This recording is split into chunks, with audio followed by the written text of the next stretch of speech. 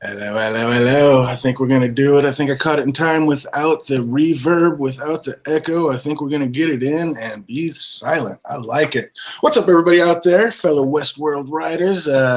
Getting together with the crew again. It's Friday night, and I think we came up with a few more things on one of our favorite shows, Westworld. So we brought a couple of my favorites to come on out here and see if I'm just crazy, and going to bounce some topics off each other and see if we've already got some of the bigger things figured out. So let's get into it. Guys that are going to be doing it with me tonight is my man JD. What's up on a Friday night with you tonight? Oh man, I'm just chilling, hanging out, having a few beers. Sit down to talk some Westworld and see what you've come up with. If it's anything like Game of Thrones, we're gonna go digging holes and going in the left field pretty far. So I'm game, man. I'm game. You already know we are not afraid to go deep down that rabbit hole. It's just what we do. That's the only fun way. What about it, Andy? How you doing tonight? What's up, guys? I'm doing great with my no life ass. It's Friday night. Got home with my family, talking to y'all, trying to be your lifeline from that rabbit hole here. Someone's got to bring you back to the real world or at least keep you somewhat attached to it. So I'm here to curb your enthusiasm, baby.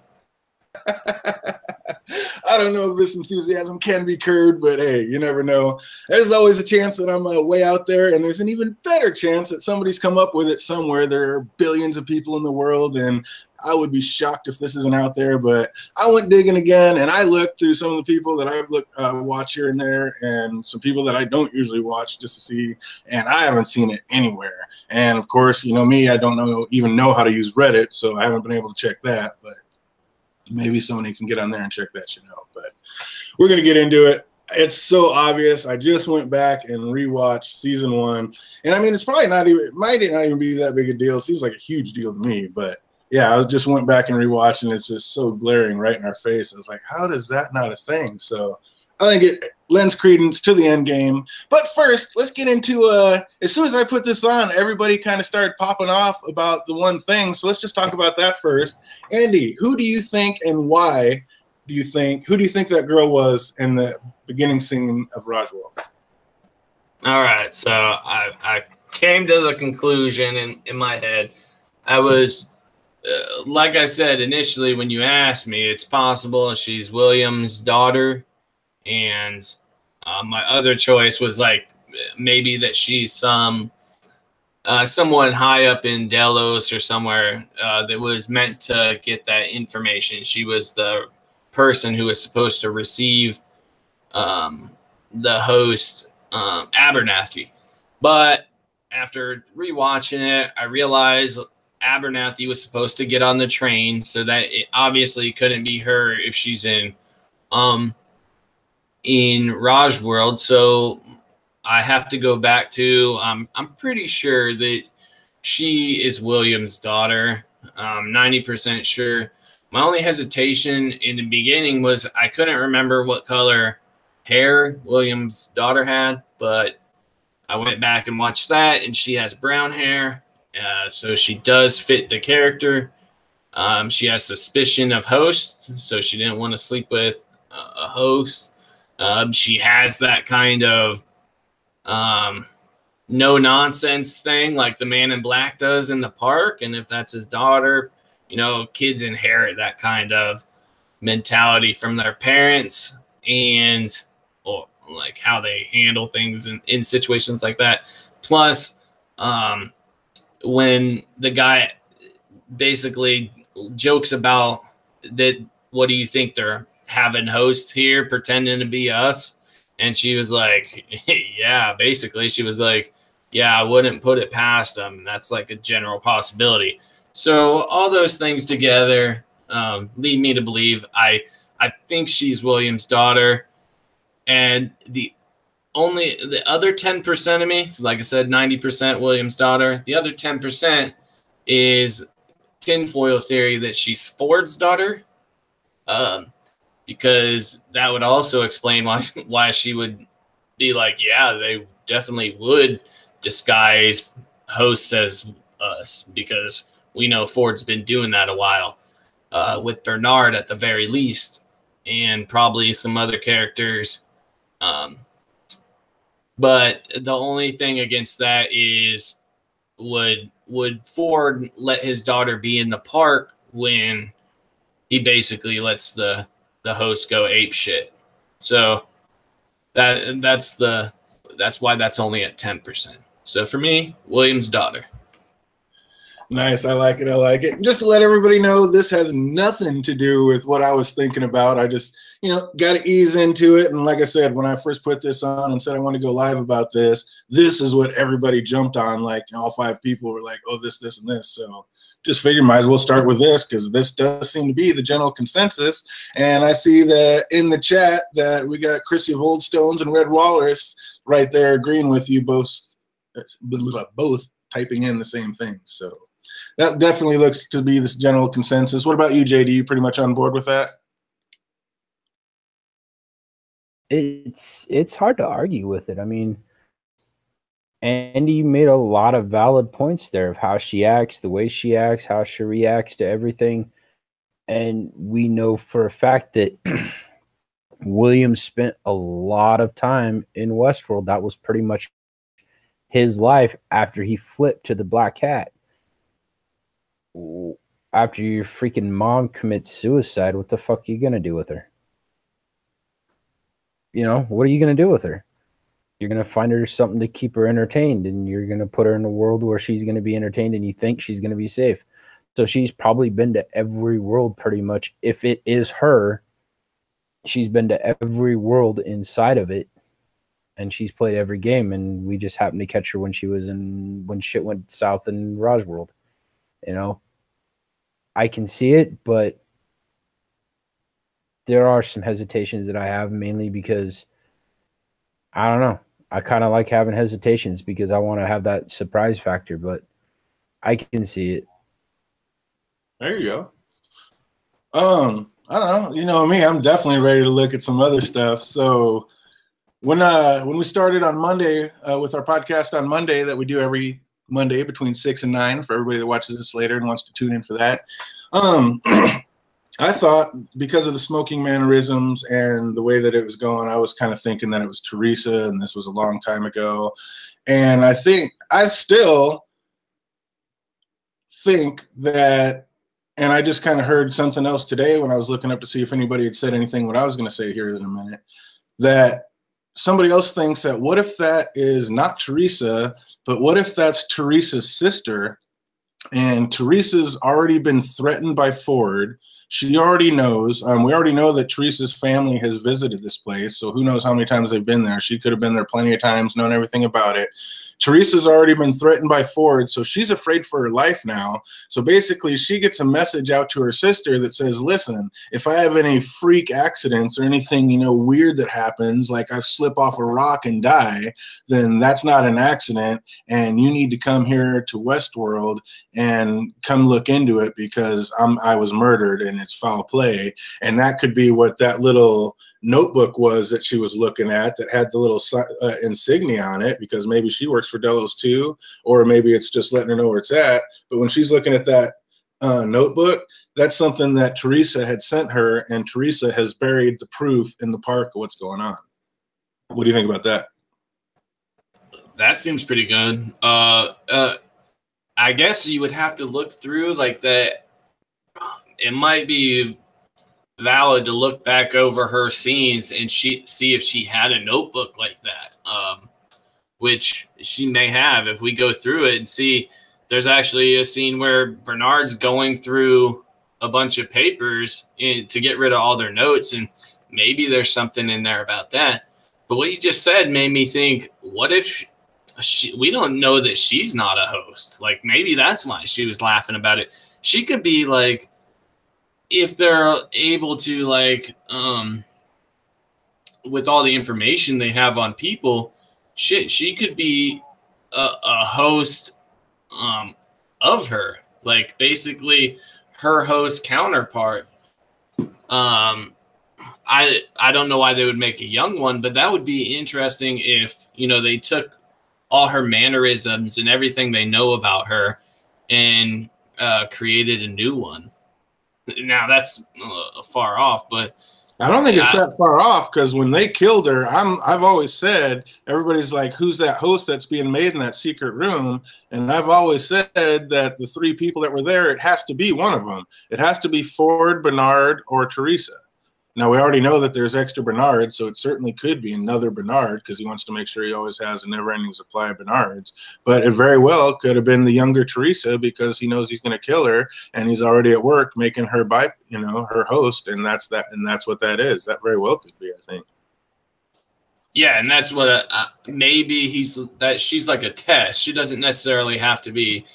Because you wouldn't send her back to infiltrate if she looks completely different, but it could be like a test kind of thing where, hey, now we have this person. Let's see how realistic we can make this person based on all the information we have. Can I make this person act exactly like Teresa, where people would be like, man, you remind me of Teresa, and so much that would bring that to their head, even though she doesn't resemble her. That would be a good test of whether your algorithms and shit are efficient enough. If people are like, man, you act just like somebody I know, and just your behaviors can trick people into making that connection. If you wanted to make a realistic person, you would have to. That might be a good test to see if your person acts realistic enough to that person you're trying to imitate. It is, but as usual, the chat's always a lot smarter than we are, and Chrissy of Old Stones just shoots the shit out of it with one line. She's not a host because Ghost Nation is collecting humans, which I am all about that theory, and I do believe that. So if that's the case, she can't be a host. She's got to be human. But to be fair, we don't know what Host Nation did with her. Like we just saw that they were looking up at her. They could have done any number of things, right? Yeah, that's true. That's true. Absolutely. We don't know what happened, but I'm kind of on the fact that she's a human and Ghost Nation's saving her. Now, the other thing that I was thinking, and you know me, I always got to be split and go in multiple timelines and stuff.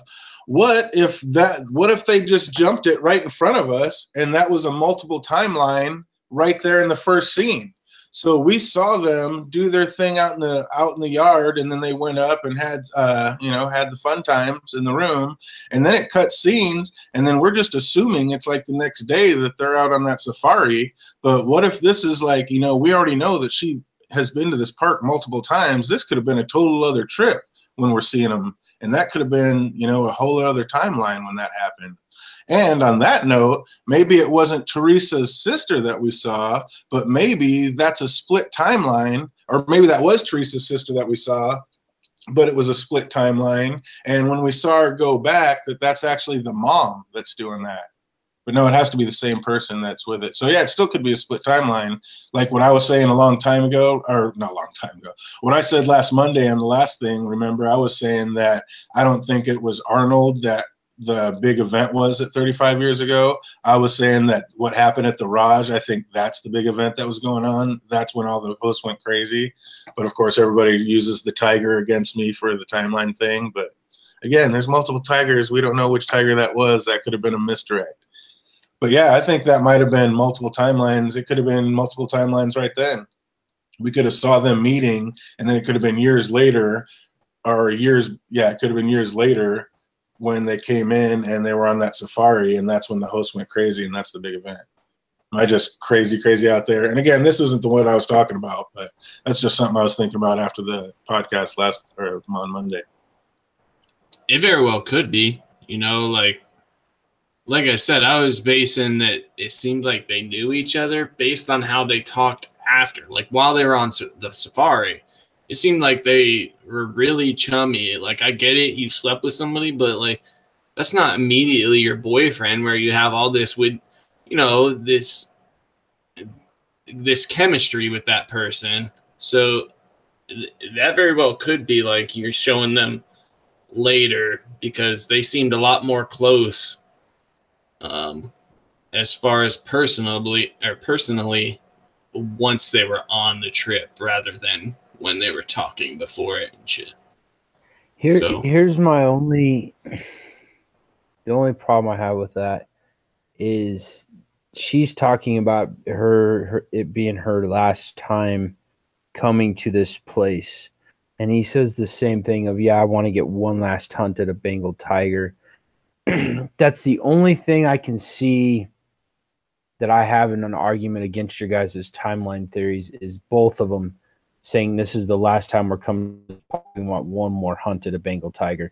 I understand what you're saying, Andy, and I totally agree with it. You don't sleep with a person that night and then you're that close that instant, but this is fucking TV. I mean, they make people fall in love in 30 seconds anyway. So the one thing I will say, and I think it's the actual timeline that's going down, is their fact that they're saying this is our last hunt. The whole incident that you got going down, yes, Arnold got killed at that point in time. That was the whole Wyatt storyline when Arnold got killed. That was proven. But there is a chance that that was going on during this. Who knows? But I'm going to stick with my theory that this is the point in time timeline is this chick with the tiger. Man, I just watched it again, and I don't remember them saying it was the last time, but that makes it way more interesting. That means they actually had some inside information. Yeah, that was my kind of thing too. I was like, when did they say it was their last time there? He sits down with her at the table when the scene first opens up. He goes, they were talking about having one last Bengal hunt. Huh, or maybe one last Bengal hunt before they left the park for that trip. Because maybe. It just seemed like me. He's like that one last hunt stuck in my head. Right. Because I just remember him saying, you're here to kill, or what are you doing here, or whatever, and she's here to kill among other things, or whatever they're talking about. She's like, to kill among other things. And I was like, wow, what is she ready? Is she here to kill somebody? And that like bodes into like the Teresa mom or sister, or the Teresa sister theory. If now her sister's gone, so she's here, and if she finds out somebody killed her sister, she's going to kill somebody else.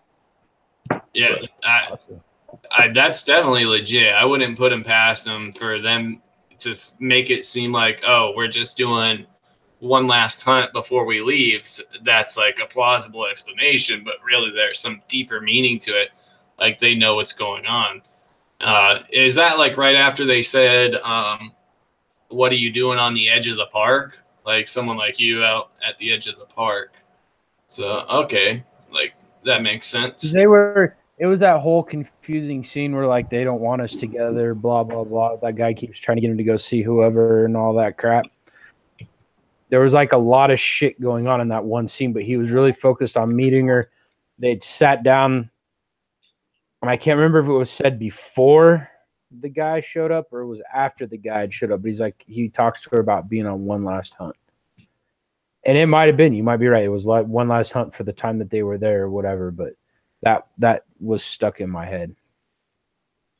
Feel it. Couldn't be. Definitely gonna need some more information on that. But yeah, I like those. I think it. I'm kind of just the way they had kind of the smoking mannerism or whatever. I thought they were kind of foreshadowing it had to have something to do with Teresa. So that's why I really like it's her sister plot. And, she's there, and that's why she's looking at the notebook. I'm still whiskey. I'm still on board with Ford is alive in a fucking bunker, and who we saw got shot was the fucking host. Like Ford's still alive playing the game, He just made himself clear. Yeah, I'm wavering back and forth on that. I really don't know, only because of what he said about how Chopin and Mozart and Beethoven lived on in their art. So basically they lived on through their songs, which is telling me he's planning on living on through his song, which would be the host. So he plans on integrating himself into the host. Well, and he's done a damn good job because we've seen it happen twice with the little boy and the outlaw, the revolutionary guy. He had programmed himself into the little boy, telling William about the game, and then he went to the outlaw and had all of them kill themselves and goes, "You have to do this alone." El Lazo. And that's why, Dude, oh, it's so great going back. Like, I finally went back last night and watched the first 5 episodes of season 1. I'm so pumped to sit down and watch the second 2 because knowing what we know now after seeing these 3 episodes of season 2 and then going back and watching the first, it's amazing how well they tie everything in and all the Easter eggs that they were dropping all the way along the way. It's like, it's so obvious. Like, how did we not tie that in the first place? Like, you go back to when the season finale happened and then go back to the first episode, there were hints. Oh, yeah. Ridiculous amounts of hints Absolutely. throughout it. Absolutely. You know, and that's the one thing what I love about certain authors that I read is they give you so many hints in the beginning of the story that when you get to the middle of the story, you've forgotten about them. Mm-hmm. And at the end of it, they bring it all back full loop. And that's exactly what these writers are doing with Westworld. Exactly what they're doing. They're keeping us on our toes, guessing, but dropping us or giving us just enough info to keep us guessing, but they're giving us the complete story right in front of us and we're not catching it. Absolutely. All the way down because in the second half of the season 1, the one thing I did rewatch already was the finale because I was looking for a certain thing, and we're going to talk about that too. But the one thing that they said that I can't believe we didn't pick up on because everybody's wondering, where is Westworld? Where is Westworld? Is it on the moon? Is it underneath? Is it in space? Is it in caves? Like, where is it? Dude, when Maeve is leaving and going on the thing, they speak English and then they speak Chinese. Like, they don't speak any other language. They don't speak German. They don't speak, all they do is speak American, and then they speak Chinese. So, geez, where do you think they might be?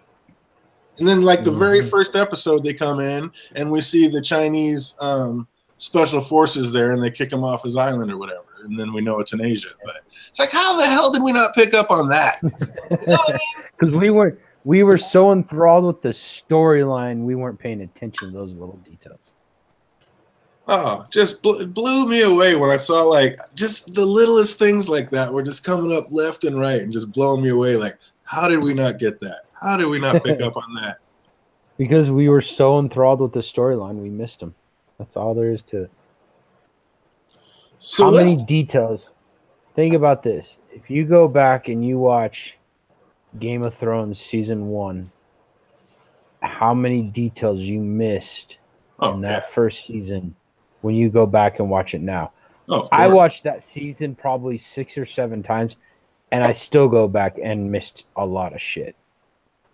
So, I mean, that's just the way it works. But you're right. I mean, just the little details. There's so many little details in Westworld that it's ridiculous. But it's enough to keep us entertained. That's for darn sure. Oh, my God. Right back.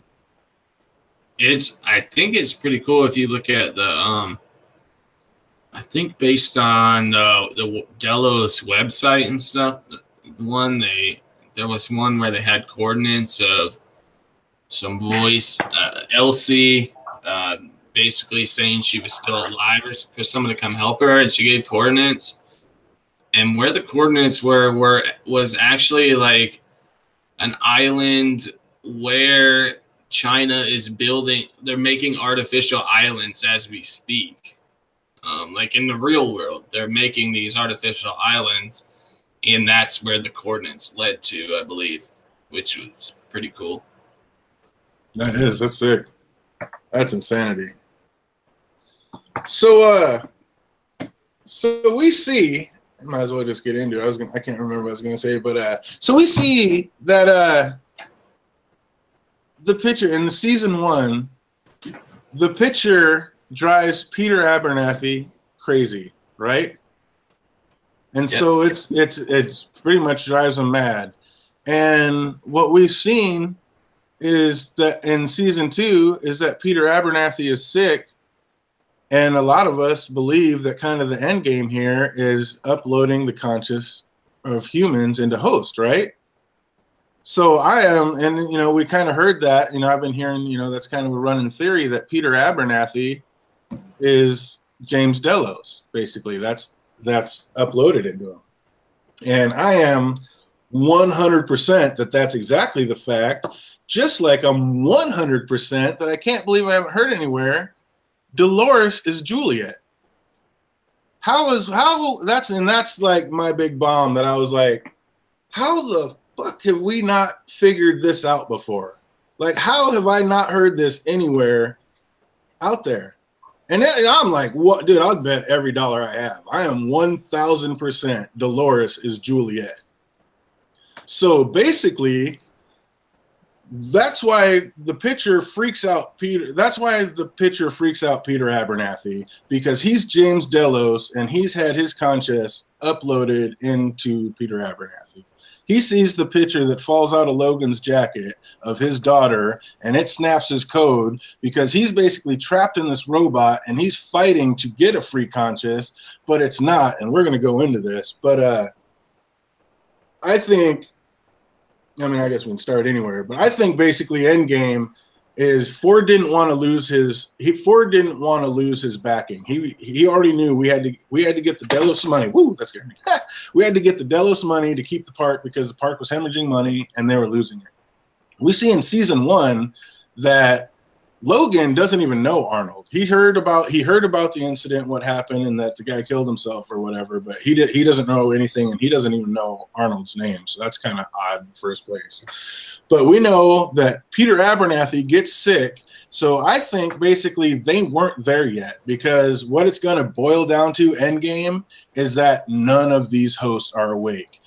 Ford told us time and time again, the hosts aren't real, the hosts aren't awake. Now, are we 100%? No. Maybe there are a couple, and he said maybe he figured out his mistake, and maybe some of them are becoming conscious, and that's why we're going to go into it, because yes, I do believe there's a possibility. But I'm going to go, let's say just for now, the hosts aren't awake. He told us all of them. That's why he went and yelled at that little Chinese man at the beginning of him when the guy had him covered. He's like, why is this host covered? Is it for his modesty, or is he cold? He's like, they're not real. And he cuts the guy in the face to like reiterate, they're not real. When Bernard comes to talk to him and he's leaving, he tells him, he's like, don't make Arnold's mistake. The hosts aren't real. I mean, he screamed this to us the whole first half of the season. The hosts aren't real, but yet they've weaved this entire story to make us believe that they are waking up, and this is a whole thing. They're not real. They're still robots, and this is all still Ford's narrative. Now, what I think is James Delos was sick. They weren't there. Ford's realizing, like, Arnold was wrong. They don't have consciousness, but he doesn't want to lose it. He knows that Williams is balls deep into it, thinking that the host is real. He's already like, he cannot kick the fact that Dolores is not real. He cannot kick the fact that Dolores is really a robot and not a sentient being. So that's why his wife ends up killing herself. And basically the dad was going to die. He's out of time. And William's like, be patient, we're close, because Ford's telling, like, dragging him along, like, oh yeah, we're getting close. They're not close. And finally, Williams, they're out of time. Ford, not wanting to lose his money, says, okay, we can do it, grabs the dad's conscience, puts it into Peter Abernathy. His conscience is basically trapped in there. And that's where this whole thing's going to go, is can they become conscious or not? Because he is really in there fighting. And when he was in there freaking out on Ford, if you notice, Ford answered before Bernard when they were checking out Peter Abernathy. Ford was answering before Bernard. He's like, oh, this is this and this. And then he probably just switched his finger to make Bernard agree with him, like, oh, yeah, it was on this old loop that he was. But I don't think it was. I think that's Ford like, holy shit, this guy's alive in there, and this is him screaming at me, trying to communicate with me. Now, I think the reason that William's wife killed herself is because William couldn't kick the habit that Dolores wasn't real, and she knew that he was 100% balls deep in love with the robot. So he's in love with the robot. She's can't stand it. She ends up killing herself, and since she heard or thinks that Ford was able to do it with her dad, she's like, I'm going to find a way to be with you. It's like, if you're going to be in love with the robot, then this will be the way for you to be in love with me. She kills herself and uploads her consciousness into Dolores. The reason we know this is exactly what happened is we know every time Bernard saw a picture of himself that he wasn't supposed to see that would fuck with him, he said, it doesn't look like anything to me. when he was down there with Teresa and he saw the makings, or she was looking at the makings that, oh shit, Bernard's a robot. He looked at it. He's like, this doesn't look like anything to me. When Dolores' dad, when Peter Abernathy showed the picture to Dolores, the fuck did she say? She looks at it and says, doesn't look like anything to me. They just told us right there, confirmed 100% Dolores is Juliet. And I think that's why they did it, because she was like, she lost her husband, she lost her dad, she's losing her shit, her brother's probably dead, he's probably already committed suicide, she had nothing more to live for, and her husband spends all his time in the park. So she's like, fuck it, you're going to spend all your time in the park, I have nothing left in the real world, boom, jack me in. We're going to go deeper, but let me just see what you guys think about this so far. Hold on. It's not just pictures of them realizing they're hosts. They are where they say it doesn't look like anything to me. They do it about anything from the outside world. I think that's explained where they say in order to hide the outside world from them, they have to. They'll say stuff like doesn't look like anything to me, just like Dolores can't understand when the kid, I forget what he exactly says to her, but they can't understand when someone tells them they're a robot and shit. It's to hide that. I don't think necessarily it very well could be, but she says she doesn't see anything because she's not supposed to be exposed to the outside world, and at the point she's at right there, she can't see it. Now the Abernathy thing I think is plausible. That is extremely plausible, because with all the other hosts that started like going crazy from the update, we've seen them in the past. Like all the other ones, they were old hosts with the old host minds. We don't have that with Abernathy. He's, as far as we know, we don't have like an Earth where Abernathy was created. So it's weird that he would be one of the initial hosts to go crazy or to like start to awaken it, for lack of a better term. But they're just not the rest of the hosts. If you would have shown that picture to any other host, they would have all said, doesn't look like anything to me. So I don't think that's solid enough. That's not the case. The only host that has seen it is flipping out and breaking off his loop for some reason or another. So we've only seen two hosts that see it, and one says she can't see it, doesn't look like anything to me, and the other one, it completely snaps his loop. So what else ties it in other than the fact that that's Juliet? Well, they explain that if hosts are exposed to stuff from the outside world, that they won't even understand. They just won't look like anything to them. Just like a door. Like what door? Doesn't look like anything to me is the same as them not being able to see a door right in front of them. They're just programmed not to notice things that they're not supposed to notice, so they can't see it. I guess the best example is when the kid's like, I forget what he exactly says, so it'd be better if I knew what he said, but he says something like, are you real or something, and it doesn't compute to her that she wouldn't be real. Right, but she doesn't say it doesn't look like anything to me. It just computes to her. She just looks at him all weird, like, what do you mean? And then she just snaps like, oh, time to go. And she's like, oh, better be getting home. And then she goes to something else and changes. But she doesn't say, she doesn't say those specific words. Well, yeah, I think that's just like what the response is, because if they're programmed not to notice things or not to be able to see certain things, that's when they would say it. Like, doesn't look like anything to me. If you like a picture from the outside world, to them it would look like a blank piece of paper. It doesn't look like anything to me. Just like, well, we have Bernard to go off of, but what you're bringing up is when Bernard sees stuff of himself. But the door is another example. The what door? He can't see the door. If it was a picture, he would say it doesn't look like anything to me. So for me, that's not solid enough evidence because they explain that they hide stuff from hosts that would expose them to the outside world, or else it would cause confusion. Like it would mess up their programming. So they have to program it that way. Well, there you go. Big shocker. As usual, I'm on one side and Andy is completely on the other. So it'll be exciting to see. I am definitely calling it here. I have not heard it anywhere else. I am calling that shit. Saying you heard it here first. Juliet is Dolores. Dolores is Juliet. And I'm going to take it one step farther. Not only is Peter Abernathy the dad, James Delos, not only is Juliet Dolores, but motherfucking Lawrence is Logan. You heard it here first. Lawrence is Logan, and that's the #1 reason why the Men in Black keeps going back in all these different timelines to go get Lawrence, because Lawrence is Logan. That's his brother-in-law, and they've all been uploaded into Host, into the park, and that's what's up. You heard it here first. I'm calling it. Boom. That one's more reasonable to me. Oh, DJ, you can, or JD, you can go, my bad. All right. I had that actually caught me off guard with the Lawrence thing and William.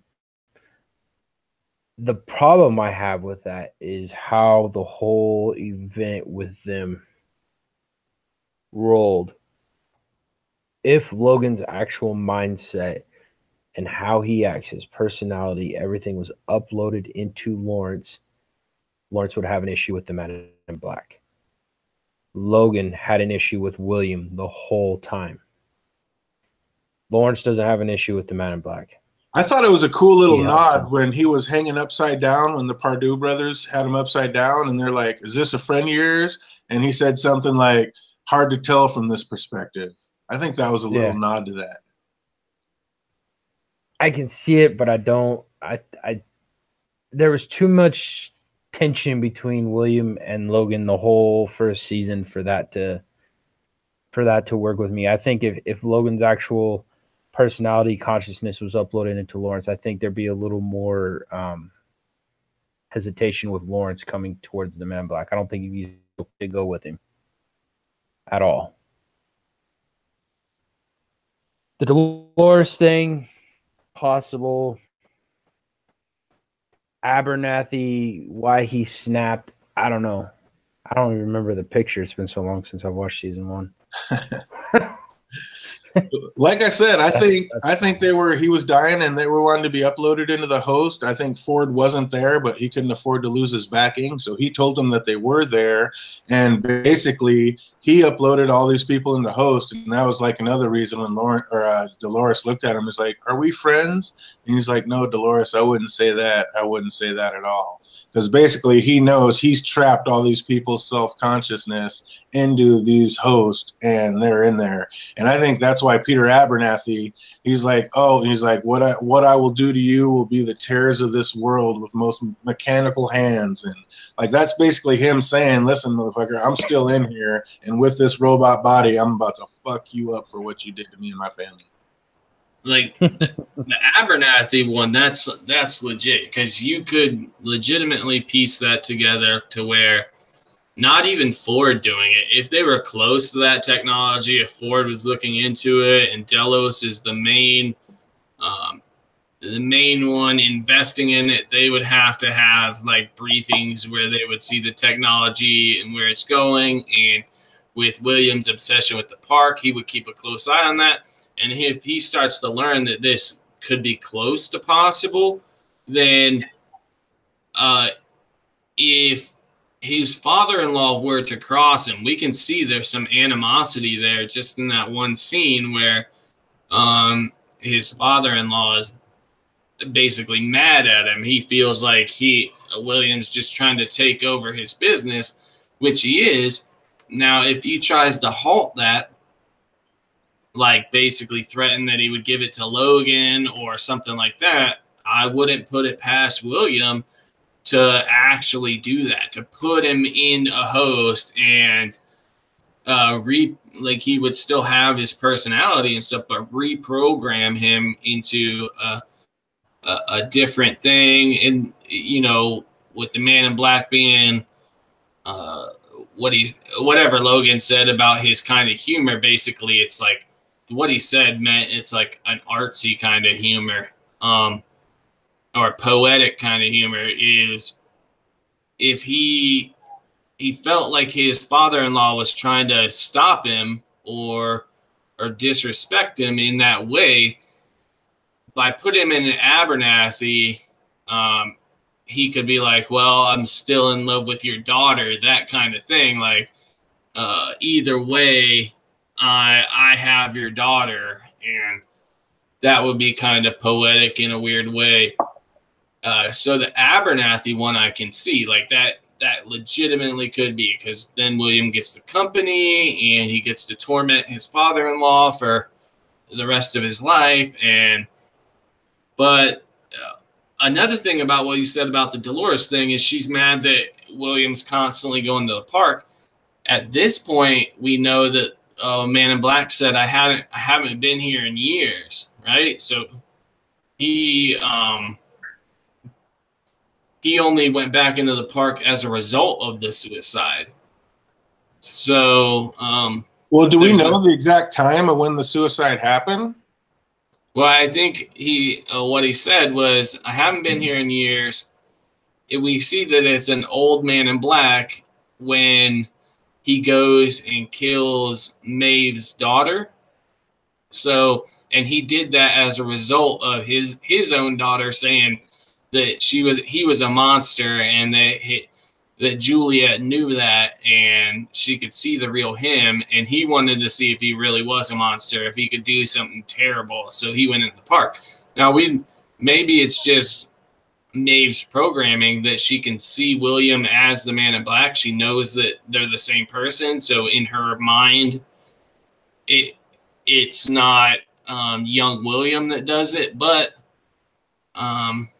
that's the iffy time there. We don't know exactly when that's happened, but I think he went in there as a result of her killing herself, and he hadn't been there near. So I don't know.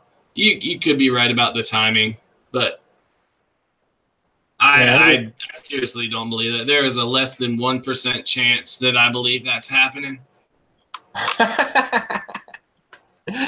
Yep, I'm calling it. I'm saying that's what's happening. They're all uploaded into the host, and then that's what's finally making Ford go like, holy shit, they actually are coming around, because this whole time he's been screaming to everybody they're not alive. They're not, the host are not alive. But yet they've wove the story so clean and pure that they've got us all thinking that. Here's my thing. After William's wife had committed suicide, and if they supposedly had loaded her conscience up into Dolores, how many times did William literally kill Dolores before we figured out what was going on? Like, what, 4 or 5 times? That a play on her part, or was that a play on William's part to torture her? Like that, if he knew about the conscious upload and he killed Dolores that many times, that is fucked up. When did he kill Dolores? Yeah, I don't remember him killing her. He raped her. He raped her and killed her. He raped her and killed her in the barn. I remember he dragged her to the barn screaming, but I don't remember. He killed her. He stabbed her. Because then all it did was flash to Rebus afterwards, and then she found the gun in the hay and ended up shooting Rebus. But I never saw the Man in Black kill her. I'm pretty sure he killed her a couple of times. I don't think he did. I don't think he can. Like, maybe that's why he torments her like that too. Is he knows that she's not real, but he's still in love with her, and he can't bring it, even though he knows she isn't real. He couldn't bring himself to kill her. And that's why he torments her. Isn't it when she snaps? When she snaps, like the Wyatt part of her comes back. There's a lot of replays of William, the man in black, like fucking her up. Like that was her main thing in her head, was William beating the shit out of her, stabbing her, shooting her. When was this? That was the main thing. When she woke up, when she legitimately woke up, when she snapped, whatever you want to call it, her memory relapsed. When was that? Whatever happened there, when she woke, she had a bunch of memories come back to her, and it was William constantly. It was nobody else. It was William torturing her, beating her up, stabbing her, shooting her. I can't remember what episode it is. You know, the last time I seen Westworld, when it first came out. Yeah, I have to look because I don't remember any of that. That would have been after she found the gun. It's towards the end of the season. I want to say it's like episode 9 or episode 10, but she has like this weird fucking memory mind boggle thing, and when it happens, it's the man in black constantly. He rapes her, he stabs her, and he shoots her, I'm pretty sure. Yeah, I don't remember any of that. That's a different twist. I don't remember that. Go back and watch it. I'm pretty sure that happens. Yeah, I don't remember that. But I think that he can't bring himself to kill her, even though, like, he would like to be able to. He knows she's not real, but and I think that's a big reason why he wants to make them real, actually, is so that he can feel more comfortable being in love with a robot. He talks about the world not having any stakes, but I'm not sure that it's really that. Like, yeah, I'm sure that's a part of it, but, he wants Dolores to be alive. So, he does love her still, in my opinion. That nobody believes me makes me almost 100% I'm right. I love that. So it makes me feel like nobody else has called that, at least. So I really like that part. Like, if I get to own this one alone, which it feels like I do, that'll be amazing if it comes to that. Then I'm gonna come up with this theory that all this is happening inside a single atom in William's brain when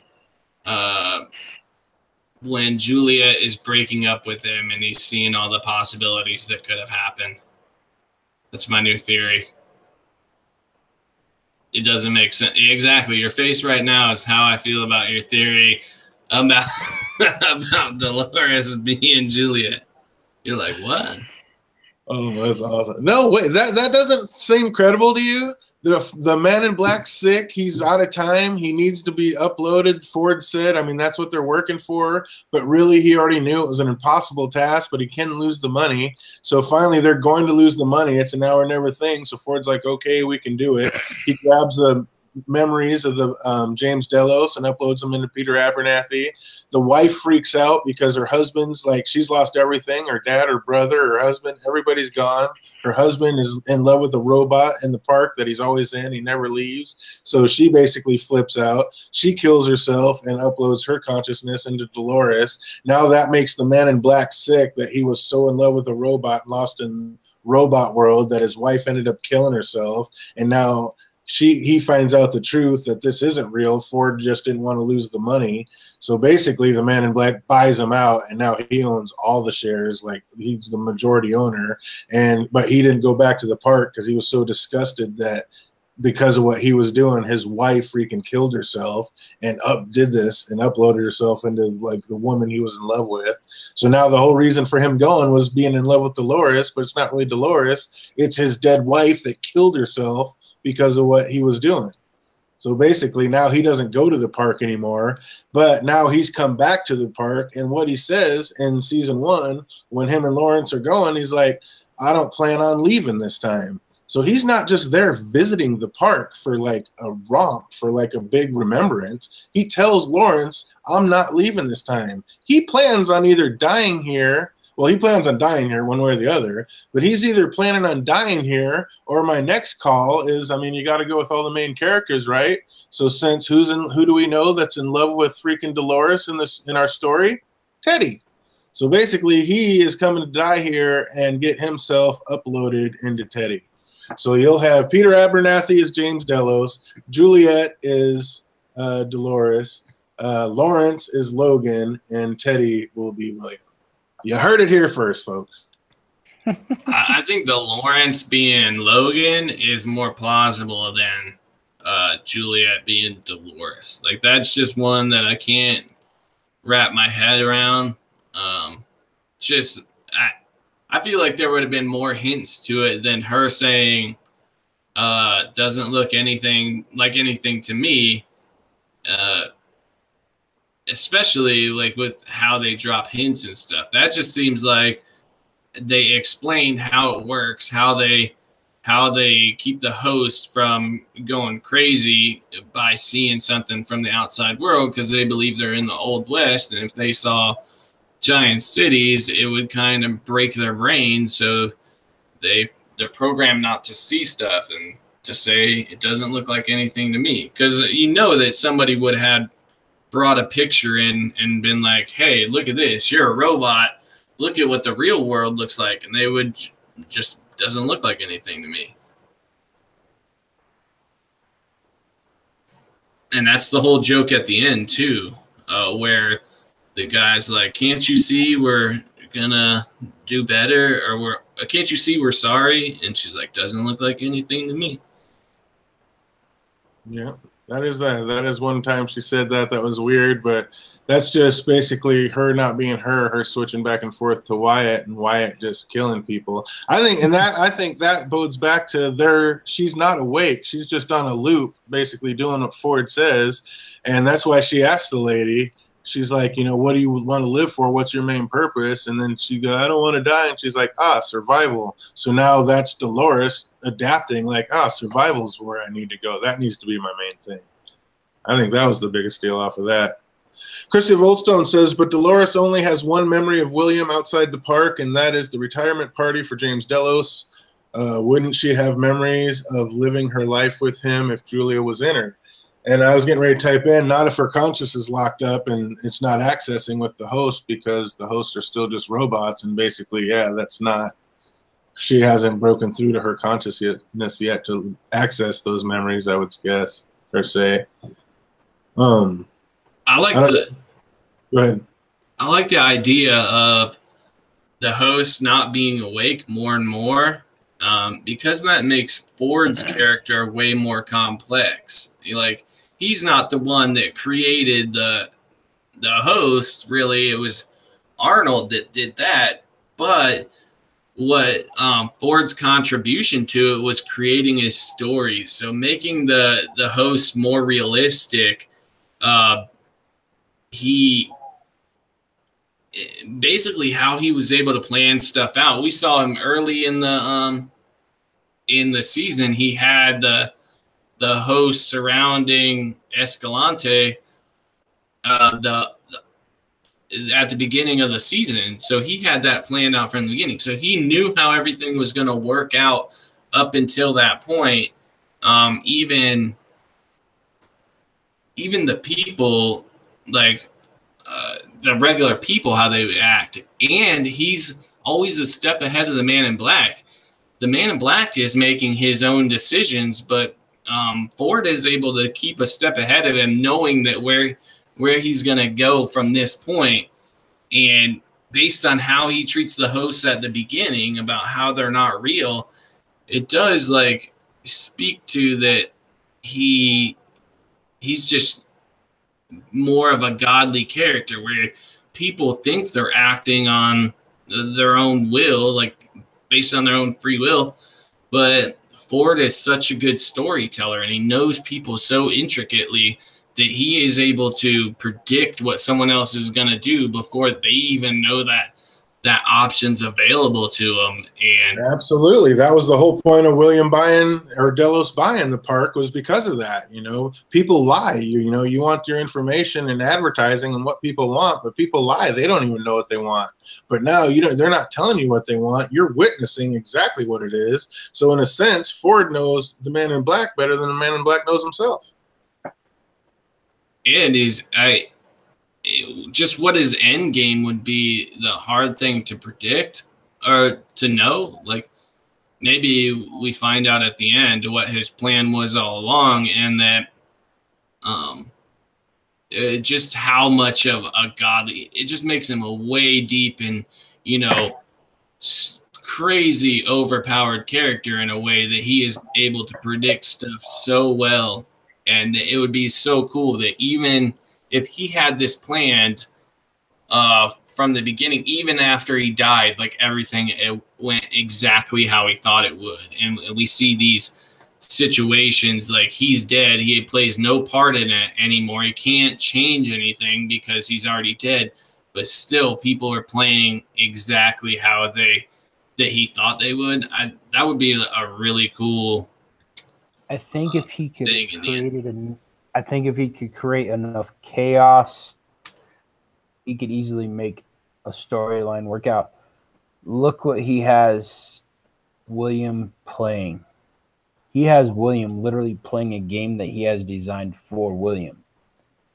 William goes here, and he goes to Ford as a kid, and he goes, "This game's for you. It's the last game. It's for you." He finds Lorenzo, then he goes and hauls ass to the gang, and the leader of the gang Alonzo goes, "This game's for you." All those guys shoot themselves, kill themselves. Ford has a game playing. He has a storyline written out that the Man in Black is following. The rest of it, Dolores, Maeve, all that shit, there's a possibility that is a storyline just as well as it is freaking them coming to life. We don't know. Absolutely. That's the best part about it being a computer simulated world and AI is we have no idea if this is actually them coming to life or Ford playing a fucking game with everybody. Yep, absolutely.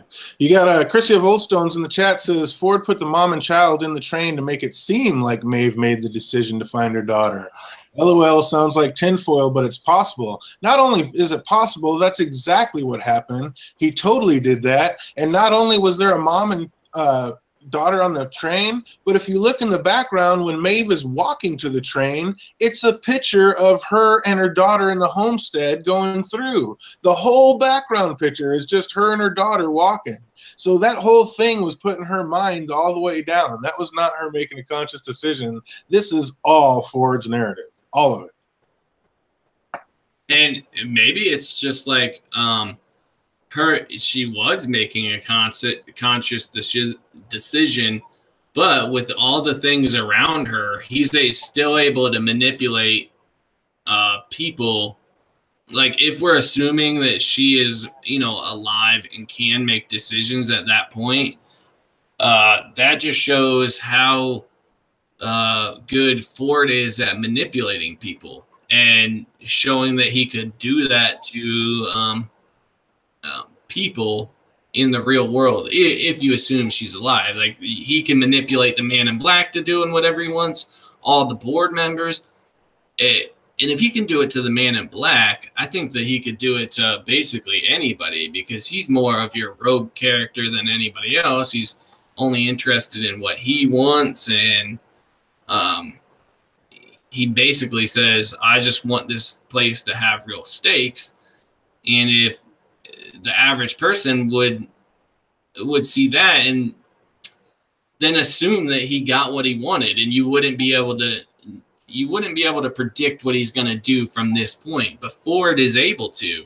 So it's certainly reasonable that he would give Maeve the opportunity to make that decision there, but also manipulate her into making the decision that he wants by putting all that stuff there.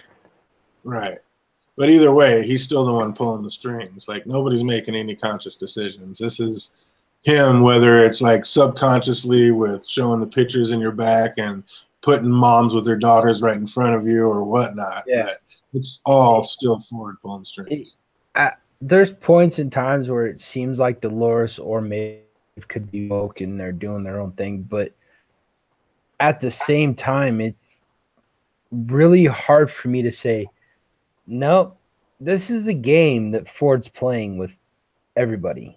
He wrote this last narrative, and he was working on it in season 1. He goes, I got a narrative I got to do, and you're gonna love it. And he's working on it, and we never get to see it come into fruition. Well, we're seeing it now.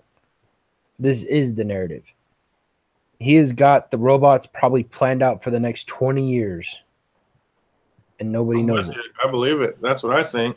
What if he's basically the game he has for the Man in Black?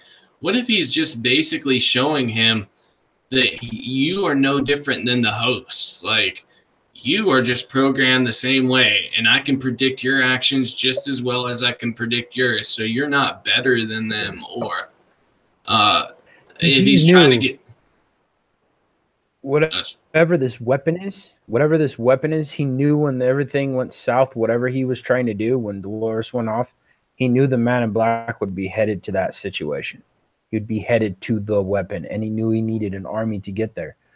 He's going to make him do it by himself. And Dolores and Maeve are probably going to meet him right in the middle of it. And I still call all those dead fucking hosts in the ocean are them trying to get to the fucking weapon by the end of this season. Could be. You think they're dying trying to get to the weapon? Yeah, I think they're trying, because when we see when young William and Dolores are standing there, and he says, isn't this whatever spectacular situation or whatever the fucking saying is, and it pans to the canyon and you see all the bulldozers. If you go back and you see and you look at when all the hosts are in the water, it's a design in the canyon. It's the same design canyon. Oh, I know, because that's where the water ended up being. That was him basically going to put a big lake there that nobody expected. Yeah. And they're trying, there's a weapon there, and Dolores knows about it, and they're trying to get to it. Yeah, or they could have got it. Maybe that's the result of said weapon. That's why they always show that host in the beginning being splashed in the water, because that's them. They got to splash into the water to get down to the weapon wherever. You got robots diving into fucking water. What do you expect to happen? They're gonna fry. I don't care how much skin protection and whatever they've got, alloys and shit. They're still electronical fucking machines. They're gonna fry in water. It's gonna happen. But Christian Goldstones reminds us that Bernard thinks that he killed all the hosts. He says, I killed them all. Maybe he pulls the weapon out. Yeah, and he could be working for Dolores at this point. I think he's starting to become more receptive to her way of thinking. Maybe. But I like Chrissy's point about Grace possibly knows about the weapon too. Maybe that's why she's on the edge of the park at that in that section. Maybe she's already close to the weapon. Maybe that's the closest, the easiest way to get there. If you're trying to, and if she's William's daughter, then that's an easy way to get there, avoiding William without him seeing her. And if this weapon could destroy the park, which that's what I believe, I think it would get rid of all the hosts. Or it's something that could kill all the hosts and maybe mankind, who knows. And that's why William has to destroy the weapon, is because now that the host the place has real stakes, he doesn't want to destroy it now. If Grace is his daughter, she would have a good reason to want to destroy the park, because ultimately it's why her mom killed herself, and to destroy her dad in a way, something that he loves. And maybe that's why she's trying to get there, and maybe it's really close to Westworld, and that's why she was in that part of the park, so that it was a closer way, easier way to get to the weapon. Or Yeah, weapon Christy of becomes. Oldstone's with you. She thinks Grace's journal had a map to the weapon, and that Dolores, the Men in Black, are going to the weapon, and Grace is going to meet them because she knows about it too, and eventually they'll all meet there for the family reunion. There you go. That plays into your theory. Then we can all have it. Well, I think because Dolores says it's not a place, it's a weapon, and the Man in Black says he's going to his judgment, to his worst mistake, and he's going to burn it all down to the ground.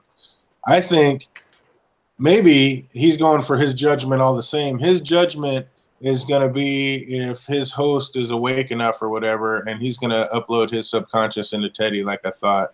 But I think the cradle is basically this machine that they've come up with to do that. And that's what the cradle is. It's basically people uploading themselves into host machine. And that's why he realizes that was his greatest fucking mistake, was making this machine, and he's going to break it. Could be. I don't think he likes the conscious part of. If you're right about the conscious part of it and he wants to break it, then he doesn't like it, because you might be right. He might have wanted to live forever with his wife and Dolores, but I mean, could you imagine if people literally could upload their own conscious brains into machines? Absolutely. And may your forever be blissfully short. I think I heard that somewhere. Yeah, it would be nuts. And in the cradle, naming it the cradle would be, that's something that would make sense if you're basically creating a new race of people that are hosts. This is the cradle where they all come from. That would make sense. That would also make sense why they were immediately concerned with the cradle. Like, oh, there's a fire in the cradle. Well, why is that such a significant thing that needs to be brought up, I guess? Yeah, so that's the machine that's actually doing it. And what was I about to say? It was the thing that the other reason I thought it was going to be the Man in Black going into Teddy is because they said it's going to start where it all began or whatever, and basically how did I have that? I got it written down up here, but the Man in Black basically is going to, the way it all started was he came in as William, as the nice good guy, wearing the white hat. And then like in the season finale, when the Man in Black was kicking the shit out of Dolores, and she's like, he's coming for me. His path always leads back to me. But we always heard throughout the whole show that it was Teddy's path that always led back to Dolores. And Dolores is like, he's going to come save me. He's going to come save me. His path always comes back to me. And we think it's going to be Teddy. But he ends up, and the Man in Black goes, who's going to come save you? And he's like, he loves me. Our love is real. And he's like, who? And she says, William. And then the Man in Black's like shot back. And he's like, oh, I guess there are some things you do remember. But then who is it that comes in and saves her? It's Teddy. So that's why it made me think, it's like, oh, that's how they're going to round it off. They're going to upload it. That's one thing Ford did do, is if you watch the hosts and you watch certain characters that we know are real, a lot of those hosts have characteristics of people that have come to this place. Like Lawrence, if I don't think Lawrence has Logan's mentality and consciousness loaded into him, but he definitely has certain personality traits of Logan. But so did Alonzo that we saw this last episode that got killed off by the Man in Black, by Ford. He had certain characteristics of Logan. The father-in-law, if you look at him, you're right. Peter Athenally has certain aspects of him, but there's a couple other characters, and I can't think of them right now. But they're older gentlemen, especially the old man that sits in the bar by himself that Ford goes and hangs out with season 1. He has Old Bill. He's got a lot of traits of the father-in-law. There certain characters definitely have certain personalities of people in Ford's life. Well, that's Even why Elsa, I said. Oh, go ahead. No, go ahead. Well, that's what I was saying, like on Monday, that I believe that that Teddy is a representation. He was modeled after William, because whatever happened with William and Dolores, like, built Dolores's loyalty to William. So she is programmed to see Teddy like as she sees young William. Like, he is programmed to behave like William behaved in the beginning in order to keep her on her loop, because she was having problems going off her loop ever since that trip with William. And so if the William she meets wants to keep her in her loop, then she's going to stay in her loop. And that was Teddy's purpose, to be William and keep her in her loop. And there's that one thing where her and Teddy are standing there and he wants to take her away from all of it. And you go back to a memory of her and young William, and young William tells her, I want to take you away from all of this. You're right. There's that remnant storyline that keeps happening between her and Teddy. Keep her in line, because she is, if anything, Dolores is probably the most woke out of any character. Maeve super androided herself. Like, she can processively think of herself, and she has a lot of shit open.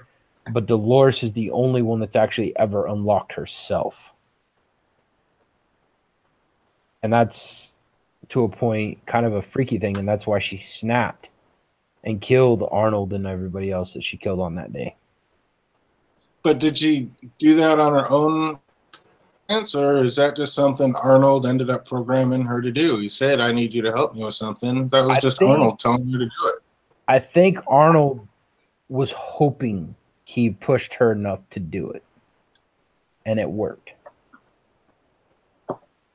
I really do. I don't know if Arnold knew if she would do it or not, but he was trying his hardest to make her do it, and it worked.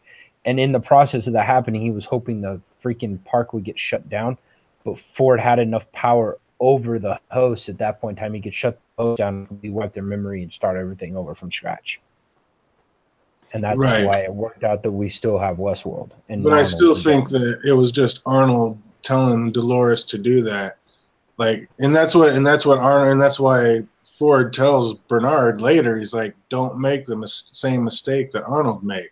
The hosts are not alive. The hosts are not real. Yep.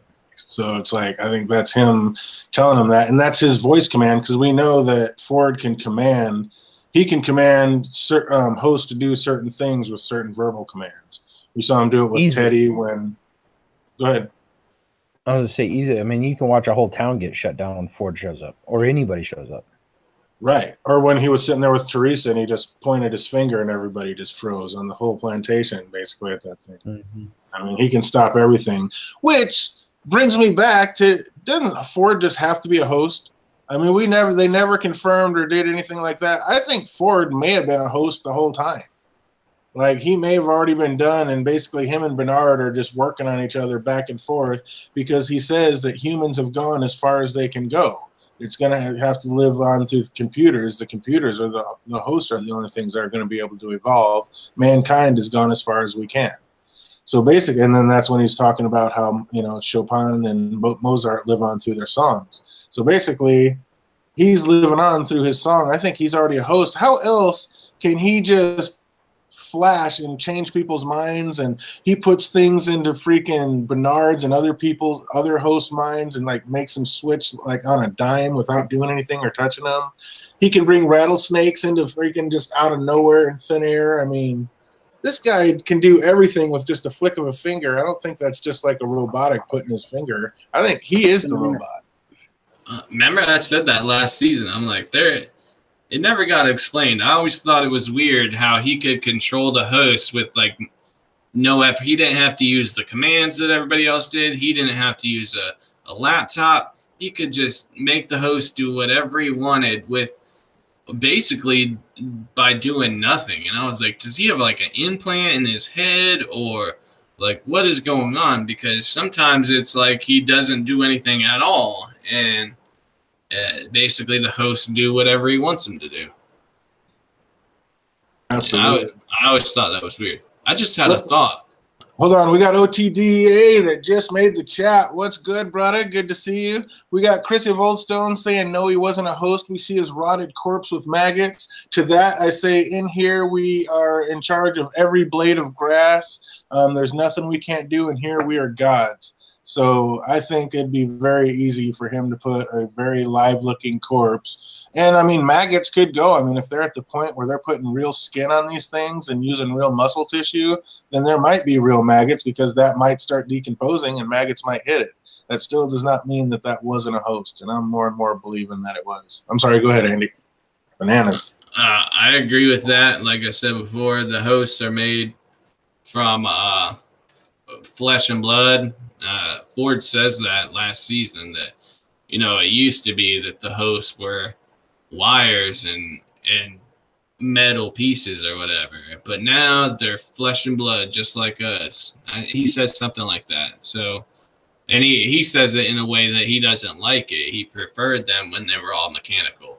But the thought I was having was when they say that it's a weapon, not a place, that's Dolores saying it. So from her perspective, it's a weapon, but it's something that the Man in Black wants to destroy. So I wonder if it is like the cradle and they can just make blank hosts there. Like maybe it is it could be the place where they are able to create hosts and the hosts are blank, and that's where they upload. They can try to upload your conscience or your consciousness into a host there. That would basically, that's like an army of unprogrammed hosts, like basically drones. So Dolores would see that as a weapon. Like, if that may be why she's trying to get there. Those are hosts that basically have no thoughts themselves. You don't have to worry about it. That's the ultimate weapon, really, is, you know, an army that'll listen to your every command, has no thoughts of themselves. So I'm wondering if that's why she thinks it's a weapon, but the Man in Black doesn't call it a weapon. I would say, sorry to cut you off, but I was going to say that makes sense except for the fact that she's out there killing hosts. If she's trying to gain hosts for an army, why is she out there killing all these other hosts? Because these are ones that can be started from scratch. Like, they don't have to. She doesn't have to worry about them not their programming interfering with what she wants to do. So all the ones that are pre-programmed with their loop or their storyline, if that conflicts with what she wants them to do, like we see with Teddy, it's a conflict within him to just kill people because Dolores wants him to kill them.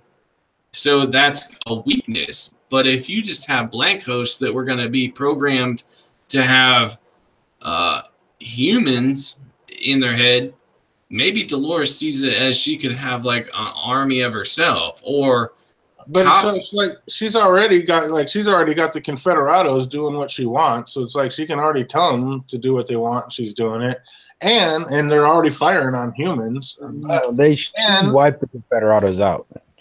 But she still had them fighting for them at first. Like, she had them on her side. And we already saw, like, at that Last Supper thing, she can just wipe them all out and then raise them back up. So if she wants to wipe them, she could just wipe them and start from clear and still have them. But she doesn't wipe them. She just kills them. Her army that she is using right now are all the hosts that have been lobotomized. So they're like basically blank slates. That's why she keeps them and is killing the other hosts that aren't a part of her army. We saw that, like, the hosts, they did fight for her, but they didn't do it like willingly. They had ones that didn't want to do it and they didn't trust her. But if you had an army of completely blank hosts, then to her, from her mind, that is not. Like, one, they would listen to her commands, but they also don't have any preconceived things about how the world is. So you bring them into this world, and they get to create their own life without anything corrupting it from the beginning. So they don't have any cornerstone or anything. They get to create their own cornerstone. So that's why I was just wondering that would make a little bit of sense why she sees it as a weapon, but we don't actually hear the Man in Black say it's a weapon. No, we just hear it say it's his worst mistake, which that definitely makes sense. And it ties it all into that whole line that Logan gave us about, here's may your forevers be blissfully short. I mean, I think that's what that party is all of them, all the rich people getting ready to upload themselves into robots so they can live in Westworld, basically. And we heard Dolores say, I think she's killing robots. Basically, when Teddy was going out with, when he was with the Man in Black, and the other guys were like, Wyatt, he's pure evil. And he's like, that man rode with Wyatt. How could you do it?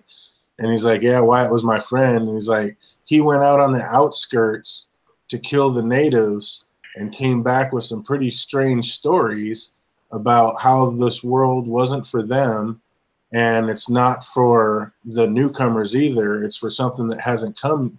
It's for something to come that hasn't come yet. It's for her, or for him is what they said. And I don't know why they kept referring to Wyatt. Was that just a misdirect? Every time they talked about Wyatt, it was a him. Was that just to throw us off as audiences, or what? That was a Ford. That was a Ford misdirect to keep Wyatt hidden, because Wyatt, at the point in time when Dolores was Wyatt, and you have Teddy thinking of the shit that went down in that town when Arnold got killed, it was a guy. So that's a misdirect by the androids. That's a misdirect by Ford to keep the public and keep everybody else stupid to what actually happened with Dolores. And he had Dolores at that point in time completely under control, so he could play with it. And he could play the freaking Wyatt storyline perfectly, because nobody ever expected Dolores to be Wyatt at that time. And it could be that Wyatt, they programmed the host to see it that way too. They view, just like when we saw Teddy's memories, he actually saw a man that was Wyatt. So it was probably just programmed to be that way, so that they actually saw him as a man, the villain Wyatt. The thing is he didn't even know Wyatt. Remember when he first talked to him, he was like, he's like, Wyatt, and he's like, you know why you don't have a backstory, Teddy? He's like, because we never gave you one. He's like, would you like one? And he's like, Wyatt? And he's like, he says no, and then he's like, do you know Wyatt? And like, of course I know Wyatt, that evil son of a da-da-da-da. And Ford uploaded the backstory, and that's when he gave him all that. And basically, all fucking Wyatt is the story of what Ford programmed Dolores to do, which was take out all those hosts, is what they did. And she went out and killed everybody. I actually don't think that was Ford's programming. I think that was Arnold's programming, and Ford ran with it. Could be. Yeah, it could be that was the case, because it would make more sense why Teddy would, do that, why he would just follow Dolores. But he also does say that, tells Dolores, go ask Teddy. I'm sure he'd do anything with you, for you. So maybe that was pre-programmed into Teddy to just follow Wyatt. Of course it was. Absolutely. That was all Ford's narrative, just like what's going on right now is all Ford's narrative, in my opinion. Someone just said something that made me think when you said that they're turning people into hosts, they're uploading their consciousness into hosts, and then they would just live in Westworld. That got me thinking about the Seventh Park, the city, where I think that is actually a city. Maybe that city is for the people once they become hosts. So they're not actually, out in the real world like normal, but they have this beautiful city that they live in even as hosts. So, or once they become hosts, this is like their home, this beautiful city, because if you're a host, there's a lot of things that would be in the real world that you wouldn't need anymore. So that's just like a thought that further further proof that that's what's going on, and that city isn't actually a city like they want you to believe. But like Christian Oldstone says, Arnold did the Wyatt narrative, but it was definitely Ford who uploaded it into Teddy. And then he asked him, he's like, oh yeah, I know that son of a. That was like in episode 3 or whatever. Yeah, he changed it from Dolores to a guy, but Dolores was Wyatt. That was an Arnold program. Arnold programmed Dolores to become Wyatt. It wasn't Ford. I think it doubled as like misdirecting the audience. Like it doubles as misdirecting the audience, and would be an explanation as to why the host wouldn't respond to seeing Dolores, because if for the guest's sake as well, if they were like, if it wasn't Wyatt they were saying that was a man, then they would be like, yeah, Dolores. If they started saying Dolores, then it would be like, you know, people would be aware of that. Like, what? That farmer's daughter? She's like a crazy murdering psycho. So I think just for the viewer's sake, to keep you guessing, and it makes sense that they would have Wyatt as a man for the guest to not know what actually was going on as well, or who Wyatt was. So it doubles plot convenience, and there is a logistic reason why you would want them to see it that way. Yeah. Speaking of the misdirect, you know, you were talking about how that woman might be a host in the beginning, but I don't think she was a host. I think what they were showing us when she shot that guy to prove that he's not a host, I think he is 100% a host. And I think that's to show that the new upgraded hosts they're past what Delos has for scanning. And that's kind of showing us like when Charlotte Hale went in front and then she's like, I'm human. And they scanned her and it scanned her as human. And they're like, okay. I think that's showing us like these new brand of hosts are made of the DNA, and those old scanners can't tell what's host and what's not. I think that's kind of what that was. And I think that was absolutely a host in the beginning. The guy was a host. Not the girl, but the guy was a host. What do you think about that? Yeah, that seems legit. I was wondering the same thing too. Like if they just, I was more thinking that they just were saying that some of the hosts can be programmed to not be able to be killed, but that makes more sense to like the actual gun would recognize that as a human and it wouldn't shoot like the real bullet or however it shoots, that it can't kill people, but it can kill hosts. And then that's a good play to come back around in that same episode showing Charlotte getting scanned, and it's showing that she's a human too. So that would be good. You know, in the same episode, it gave you a clue and then actually showed you that this person is a host, that if you go back and watch it, you're going to be like, oh shit, look at her little smile and how she looked at that thing, as well as they showed you that it won't be able to detect that, like the guns won't be able to detect that person's a host. That about that, JD. Dude, that technology is, I mean, don't get me wrong, the Westworld technology is crazy. But to legitimately be able to bring a bruise, which is blood vessels breaking forward on a robot, is crazy. That's holy shit crazy. Like, that's all a bruise is your blood vessels are breaking. And to do that on a robot that doesn't have blood vessels, that's fucking intense. I don't know if they could pull that off. I mean, I'm not saying it's not possible in this world, but that's extremely advanced. I mean, to make an android walk, talk, whatever, like a human, that's all computer programming, all that shit. The skin texture, you can make whatever to make a skin texture, certain chemical compounds, the hair, whatever. You can do that. But to make an actual blood vessel mark like a bruise on a human, that's pretty fucking advanced. Do you see what I'm saying there?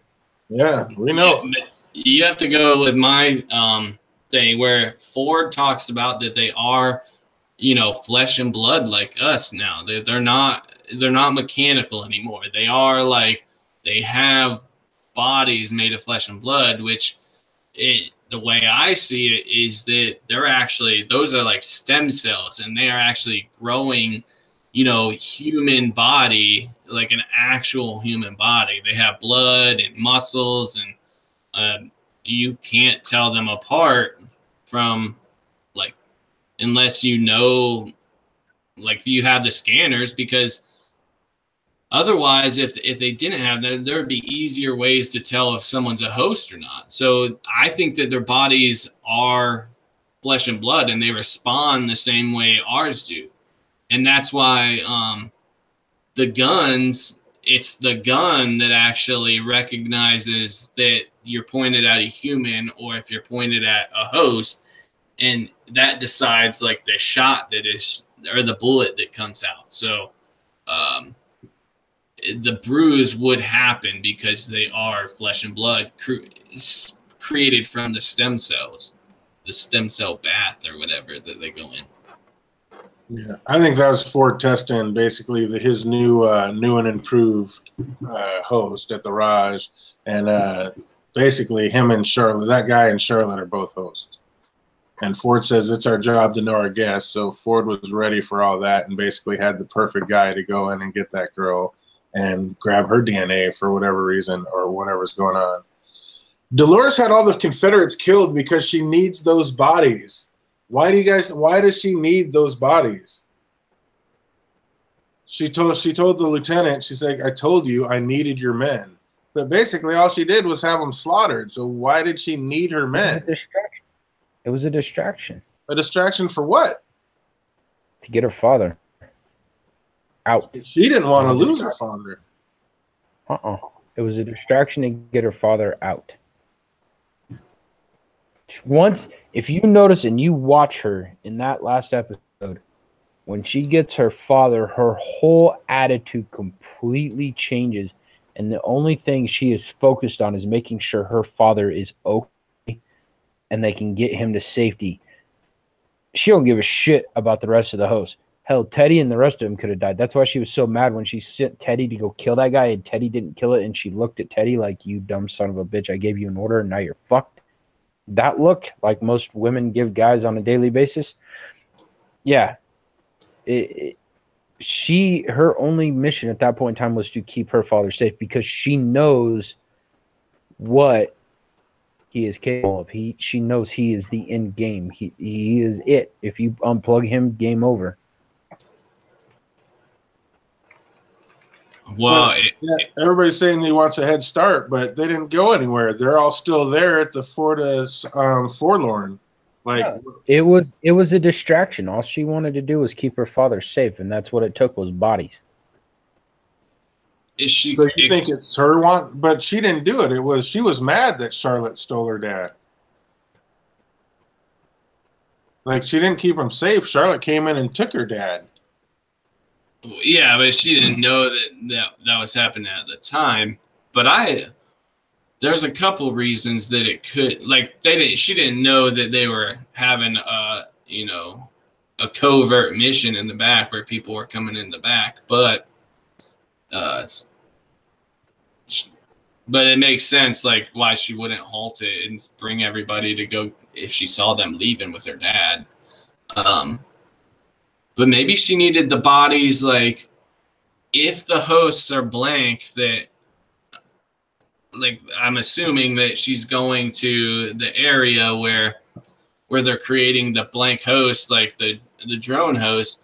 What if, in order to program, like, for her to be able to control them, she needs, like, the parts from the host, like the communication devices or actually something from those host bodies. Like we saw, you remember when the Man in Black and Teddy found Wyatt's men? they had like a host, and they were digging into his arm and taking that shit out of his arm, like the wires or something. They were like cannibalizing one of the hosts in that scene. And I think, you know, where they plug the computer in at. So what if they need some of those pieces or something? If they were doing it even before, you know, Dolores realized she's Wyatt, maybe they needed those pieces for a reason. Yeah, I think she did. I think they did. I think Dolores is still on Ford's narrative, and she's going to use those hosts to upload the board's memories and basically turn those hosts into the new board members. Or possibly they needed to think that most of the hosts died in that flood. They were all like those soldiers, right? They were wearing their uniforms. No, because it had girls and guys and teddies, and it had all sorts of people down there in it. Well, yeah, if she needed more bodies, like if she's trying to trick them into thinking like most of the hosts died there, like, so when they saw that computer, right, they said, where are all the hosts? And they were all in the same place in that water, transmitting from the water. Maybe they were able to get like the trackers out of themselves, but they needed enough bodies there as well. Like if they threw their trackers into the water and to show that, to basically trick everybody that was going to be trying to come and get them.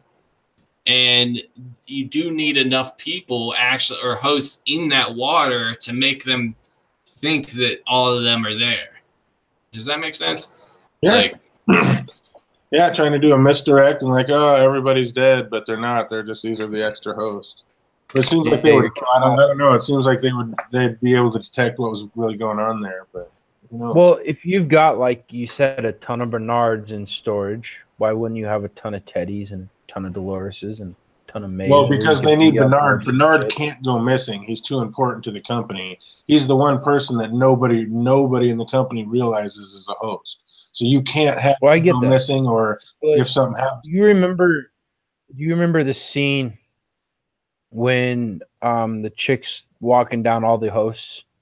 There's a whole line of naked hosts. There's shitloads of them. They're looking for Peter. And if you start paying attention, you would see a Teddy and you'd see a Bernard off in the distances. I think they're old burnout hosts that needed updated, so they take the old one that can't be updated anymore and they put them away. Yeah, but if they had a Bernard, then people would know that Bernard was a host. So I couldn't have been. But you're not going to see Bernard if he's in storage. You know what I'm saying? Anybody could go down there. I mean, the security guys go down there all the time. Yeah, but they really didn't.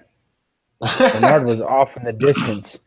It was mainly Ford that was down there. He took the old host, he retired them, whatever. That was Ford's main job. If you watch the first season, a lot of that was all Ford. Yeah. Up until Peter Abernathy went disappearing, and then that's when he started letting other people go in there, and that's when he screwed up a lot. I found that other saying that we were talking about earlier. The girl in the beginning says she's there to kill time, among other things. And then, because that's what I have written here, is like, what other things was she talking about? Like Charlotte? Yeah. Maybe that chick's there from another company, and her and Hale are like both like corporate spy type of things, and they're kind of both there to get the same thing, trying to get the same thing out of there, to get the information out of Westworld. That could be possible, and that might be why you're not getting backup when you need it too. Because she, like she said, my host didn't show, we can't have backup. Right, which still doesn't make sense. Like, why wouldn't they just storm the place and go get it? Yeah. Because the only reason they were staying out was because they were afraid Ford was going to break everything. So if Ford's dead, why wouldn't they just storm the place and go get it? Yeah. Yeah, like you can still get all the information off the computers, all the information on the droids. Keep Bernard alive. He's timid as a motherfucker. We've seen it consistently. He's willing to curl up in a corner and cry and get you whatever you need. You know, or he's ready to kill a live person on your command if you're Ford. Yeah. OTDA says a bunch of bodies collected in the park transmitting from their own transmitters removed. So maybe they're going there. Maybe that's what Dolores is going to do, steal all the transmitters and get like a super transponder. That'd be pretty sick. Christian Woodstone says Dolores is the oldest one in the park. Yep, she is. And I don't think she has a backup host body. No, but she's been rebuilt so many times that she's basically brand new. But yes, she is the first host they ever made. I don't know. I bet there's another Dolores standing around somewhere or something went too wrong with this one. I guarantee Ford had another backup for her. Ford's not. Maybe. I mean, we know he had that extra family out in the woods, so you never can tell. But I mean, Stubbs made a point of saying that this one's been rebuilt so many times. She's like basically new, but she's the oldest host in the park. Yeah, and I think Ford did that for a reason, because once Arnold got to where he was at, Ford kind of wanted to continue it, but he wanted it to be slower than what Arnold wanted it to be. Ford had an idea how he wanted shit to go down. Arnold had another idea. Once Arnold realized that Dolores could have critical thinking of her own, it freaked him out. And that's why he had Dolores kill him. Ford erased that and says, you know what? I can play with this and I can have a lot of fun with this and let Dolores kind of do her own thing, but on a loop. So if I have these certain key words and these certain key events happen after he's seen William, she's going to react this way, this way, this way, this way, this way, and I don't have to program anything. So he used that to an advantage up until his death. If he's actually dead and then actually wasn't a fucking host and had a host killed, then he's still sitting in a fucking bunker somewhere. Yeah. Blilton says, how's it possible that Bernard was never outside the park? Because Ford never took him outside of the park. Yeah, from what I remember. I don't think he'd take him outside the park because he's based on Arnold and he doesn't want anybody realizing that Bernard's a freaking host. So I don't think he would have let him outside the park. OTD disagrees, of course. OTDA always going to disagree with me. I think he had to be. We saw him, Arnold, with Dolores outside. Yeah, Arnold was outside and Dolores was outside, but I don't believe Bernard's ever been outside the park. Christian Goldstone says, David, I think that was Dolores' point of view, so it was Arnold, but we don't really know what Arnold actually looked like, only from the host point of view.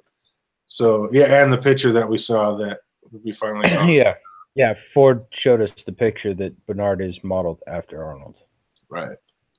So, yeah, definitely, I don't think they would ever let Bernard outside the park at all.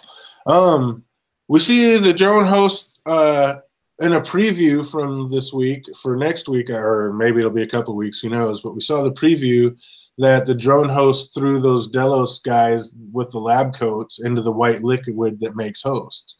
So is that maybe, like, that was kind of what I was saying before, like maybe Dolores is killing host to put into that white sauce, and then you put the freaking real person in the white sauce and it splices like their DNA together to give a replica of the actual board members, but it's actually host that Ford can control.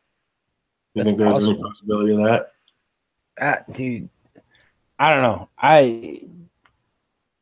The technology, I don't know. I think I need to learn more about the technology of this world, because I mean, I can see them as advanced as they are and all that shit, but to put bruising on them and to talk like you're talking, I need to dig a little bit more into the technology of this place, because I thought it was pretty advanced, but it's seeming like I was even behind on how advanced this place could be. Oh, yeah, you were all Logan with it. We're like, we're not here yet. Oh, yes, we are. Right. Christopher Oldstone says, why hasn't anyone seen Bernard and thought he was Arnold? Is there no one alive that knew Arnold?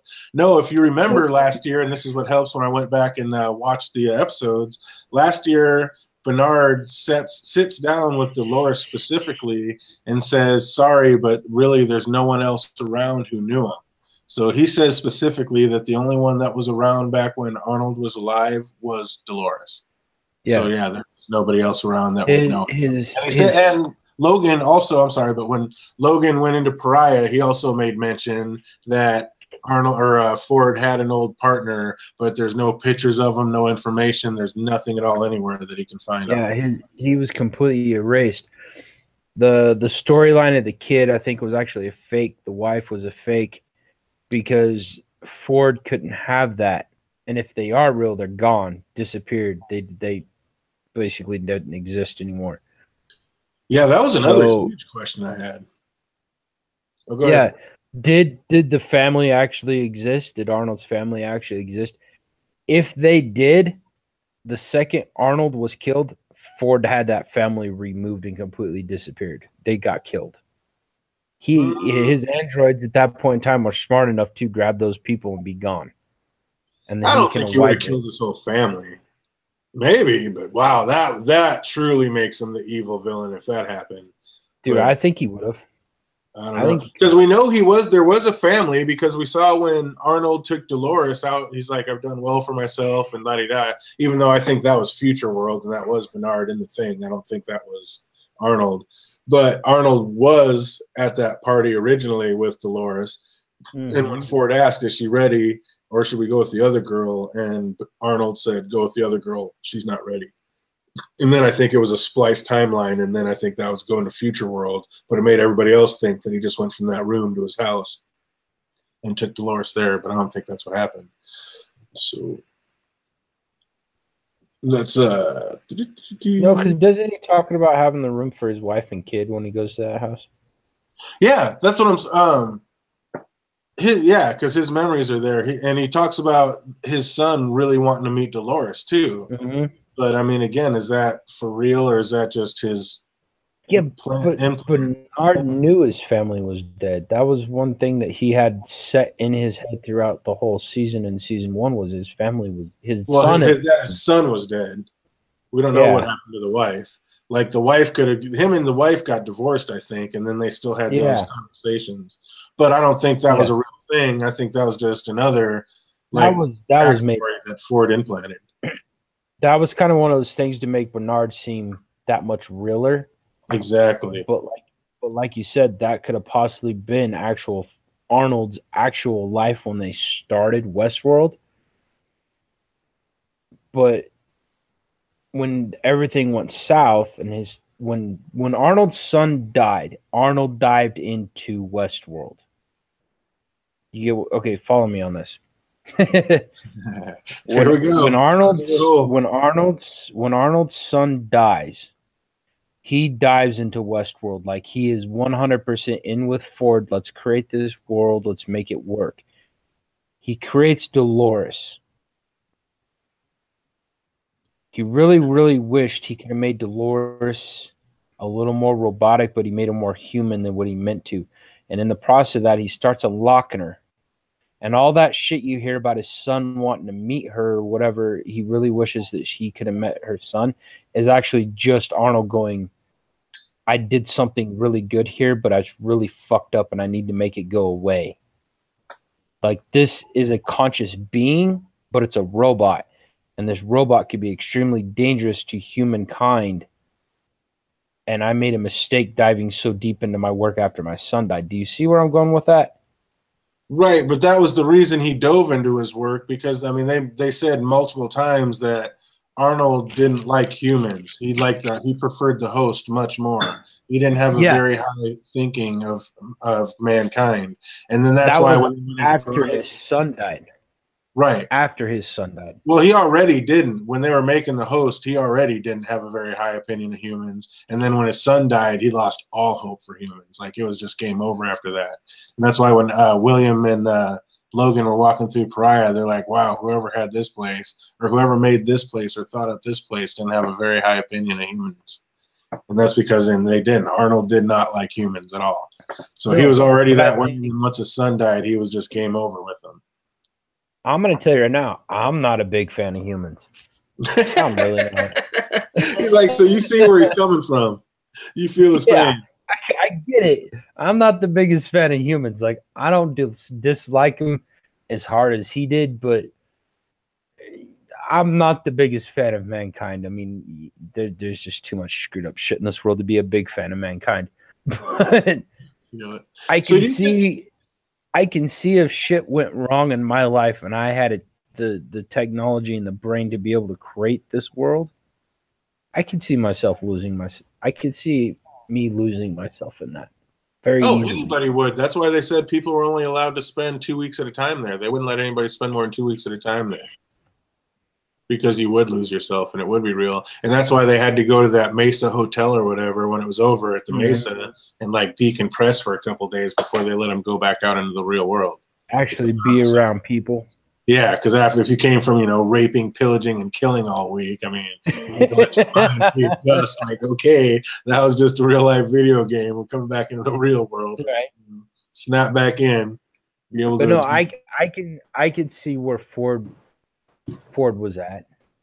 You're taking your life seriously to a point, but your family's going through a lot of hard times. And the second that hard time ends, and it's all gone south, fuck it.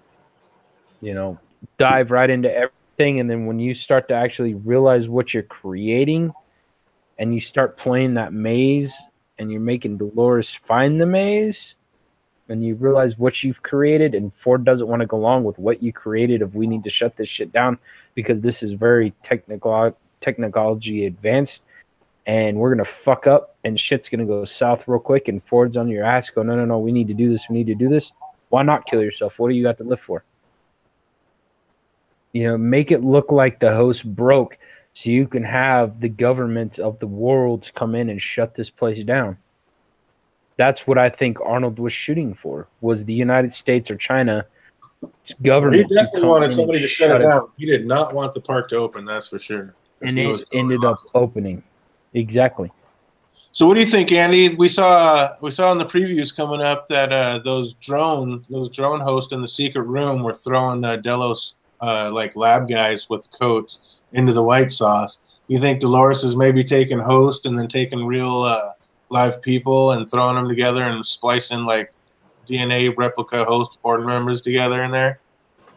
It could be. I think, like I said, she probably wants to control those drones, but it very well could be Charlotte being the one that does that. Maybe with everything going all haywire, she's worried about secrets getting out or something. Do you guys think the Man in Black and Bernard have ever seen each other? That blew me away, and I had to go back and fucking look at some shit. And I was like, if they did, I'm sorry, go ahead. Do you think they did? Yeah, I think they probably had to have seen each other, because if you're a major investor in the thing, you want to see like whatever Bernard's title was, the head of personality, basically the head of the hosts, maintenance or whatever, or not even the maintenance, their overall stories and shit. You want to see like that person. He probably had meetings with them, I imagine. I just couldn't see that your main investor never meets your head person. Second in command, basically. Yeah. Isn't that weird? But what did they never show it on the show? Yeah, that is weird. Yeah, I mean, if Charlotte's met him, then certainly William has. But yeah, they haven't showed it. But so I went back and I was like, well, if they did it, it would be in the finale. It would be in season 10 at that party. Because I was like going through in my mind, I was like, no, they were never in a scene together. But I was like, if they were in a scene together, the one scene that they were in together was that finale at that end party when Ford let Dolores kill him. And it's funny when they show it, it's like they purposely show it like that, where Bernard's kind of coming from the side and the Man in Black's like mind is totally somewhere else. He's all fucked off like with this new shit going on with what's going down. He just got a drink for himself and he's kind of looking at his drink and just in his own head, and he's walking down the aisle and Bernard just barely just creases next to him, and like it's weird, like the Man in Black like just kind of gives this little look back, like weird, like who's like, is that or who's that? And then he like turns around and walks away, and as he's walking away, Bernard turns around and looks at him weird, like who the hell is that? And then turns back around. So it's like a really weird, like they specifically shot it as a really weird deal. And now it's like, so fuck, have these guys ever met? And like you're saying, with all these scenarios, how have these motherfuckers never met? And like, I think that's why the man in black looked at him like, he's like, I've seen everybody in this park pretty much. What the hell? Like, who are you? Why are you at this party? I know all the board members and the people who work, and like, who is this guy? So yeah, it was a really weird deal. So I mean, that's got to be something. Yeah, for sure. That's weird. I don't remember that specific scene, but I'll have to go. I'll have to go back and watch it because, I mean, that seems pretty important that they would do that. I mean, if he's just the head of whatever, there's no reason for the man in black to get suspicious of it or anything or have like a weird reaction. So, Hey, be easy, Al. Thanks for stopping in. Definitely take care and have a good rest of your weekend. I got something. It's not theory based or anything, but we know, like, obviously it's hard to distinguish whether someone's a host or a human. How do they even allow people to have knives in the park then? And wouldn't Shogun World be like the most dangerous park to go into at that point? Yeah, absolutely. Like, there's no way you can just cut people's head off. A man in black can go around scalping people. How is like your average guest to distinguish between a host and a regular person, make sure they're not killing real people, and how have accidents not happened? Well, I would say the guns and the knives, maybe they have a thing like the knife will like lock up, like you can't even pull it out of a sheath if you're going at, like next to a human or something like that. I was gonna say, if the technology is advanced to where a robot can get a fucking bruise on their shoulder from a bullet, why can't they have the bullet and the knife the same way that if it goes to cut a real human person, it doesn't go through, it doesn't cut, it's just like a very dull blade. It like shapes itself. If you're having this at this point in time, your technology is advanced enough to where you can make that work. Or we also saw before, like there's pretty much always some kind. There's always some kind of droid around. Like even when they were alone, like that chick with the guy at the Raj, like she knew something was up because there was no host. Like she instantly felt like something's wrong. There should be host around. So there's always host around in this park, and they have security measures because you saw this. I don't think it was just Ford now. I used to think it was that, but now I think it's probably with all of them. You saw as soon as the man in black even flashed a fucking knife around a human, Teddy grabbed it and slammed it on the move and wouldn't let him like move it. Like, and Teddy just held that knife there, and like the man in black could not get it away from him. So I think there's just security measures like that. Like if you even flash a blade around a human being, like there's something kicks in and like locks it down so you can't even move it. And that's what I was going to say. It's like exactly what you're talking about. We're going into Shogun World. These guys don't have guns. They have freaking swords, like samurai swords. So how do people not kill each other? And I think that might have been what they were showing with like the new gun technology that chick shot the guy at Raj World and it didn't kill him. I think it's just showing new technology. And I think it might even been, they might have been showing us when Hector went to shoot the natives that wanted Simon. They're like, we need Simon. And then Maeve's like, no, I need him. He's important to me. And Hector, usually right then, he's blowing somebody away. And he was firing, but all of a sudden he was firing warning shots into the ground. It's like, when has Hector ever, like, not just killed somebody? Like, why would he think twice? So why is he shooting freaking warning shots into the ground? Maybe he was trying to fire on them, and since they are the people that save the humans and they're like a whole different species, you can't even aim a gun at them. Like, they won't even let the gun go towards them. And so maybe it's going to be that kind of thing when you get to Shogun World. Like, once you get into, like the host can fight and battle out, but once you get to within a human, some shit locks down and you can't even really get the blades near them. That's the only thing that makes sense. Or like you said, how are people not lopping each other's heads off? Yeah. And that's a good point about like Hector and shit. When I was watching that too, I'm like, man, why didn't he didn't even kill any of them? Like, that was weird. That's what got me thinking that they were human or something for a second. For a split second, I thought they were human. And then I thought, well, on a story basis, Hector was like, he's part Ghost Nation, right? He's half Ghost Nation. And that's part of his backstory. remember, he's the one that I think was telling them about the what the ghost. He was telling Maeve about what the Ghost Nation, their religion and shit, how they believe the god or whatever. I believe that was him, or he was saying it to a kid. Can't remember exactly. But I think he's half Ghost Nation. And I thought maybe that's why he wasn't killing him. But I mean, he said he lives out with the natives, so that's what I thought. I was like, oh, these are just his brothers. He doesn't want to kill them, so he's just giving warning shots like, stay away or I'll have to kill you. That's kind of how they shot it. But now I'm thinking, like, maybe that's them showing us they have the technology to make sure certain things don't come, certain weapons don't come anywhere near humans or people that can't be hurt. I think that's actually 100% accurate. We got Chrissy of Old Stones that says, where did I see that? Man in Black is just as old as Ford. He must have known Arnold. No, remember when Logan and Man in Black, who was William back in the day, went into Pariah, Logan specifically told him that the Man in Black, that Ford had a partner, but nobody's ever been able to see a picture or know anything about him. So, yeah, we know for a fact William has not seen Arnold. Arnold was killed before the parks were even a thought of opening. Like, he was killed, like, what? I think if I remember right, it was 2 to 5 years before the parks opened. He was killed way before the park ever actually opened. It was a couple years. I think it was 2 to 5 years. He was killed before the park. I think it was 5 years when they did that thing for Logan, and then he came back. Yeah. Or they said when he brought William, I think that was 5 years after that.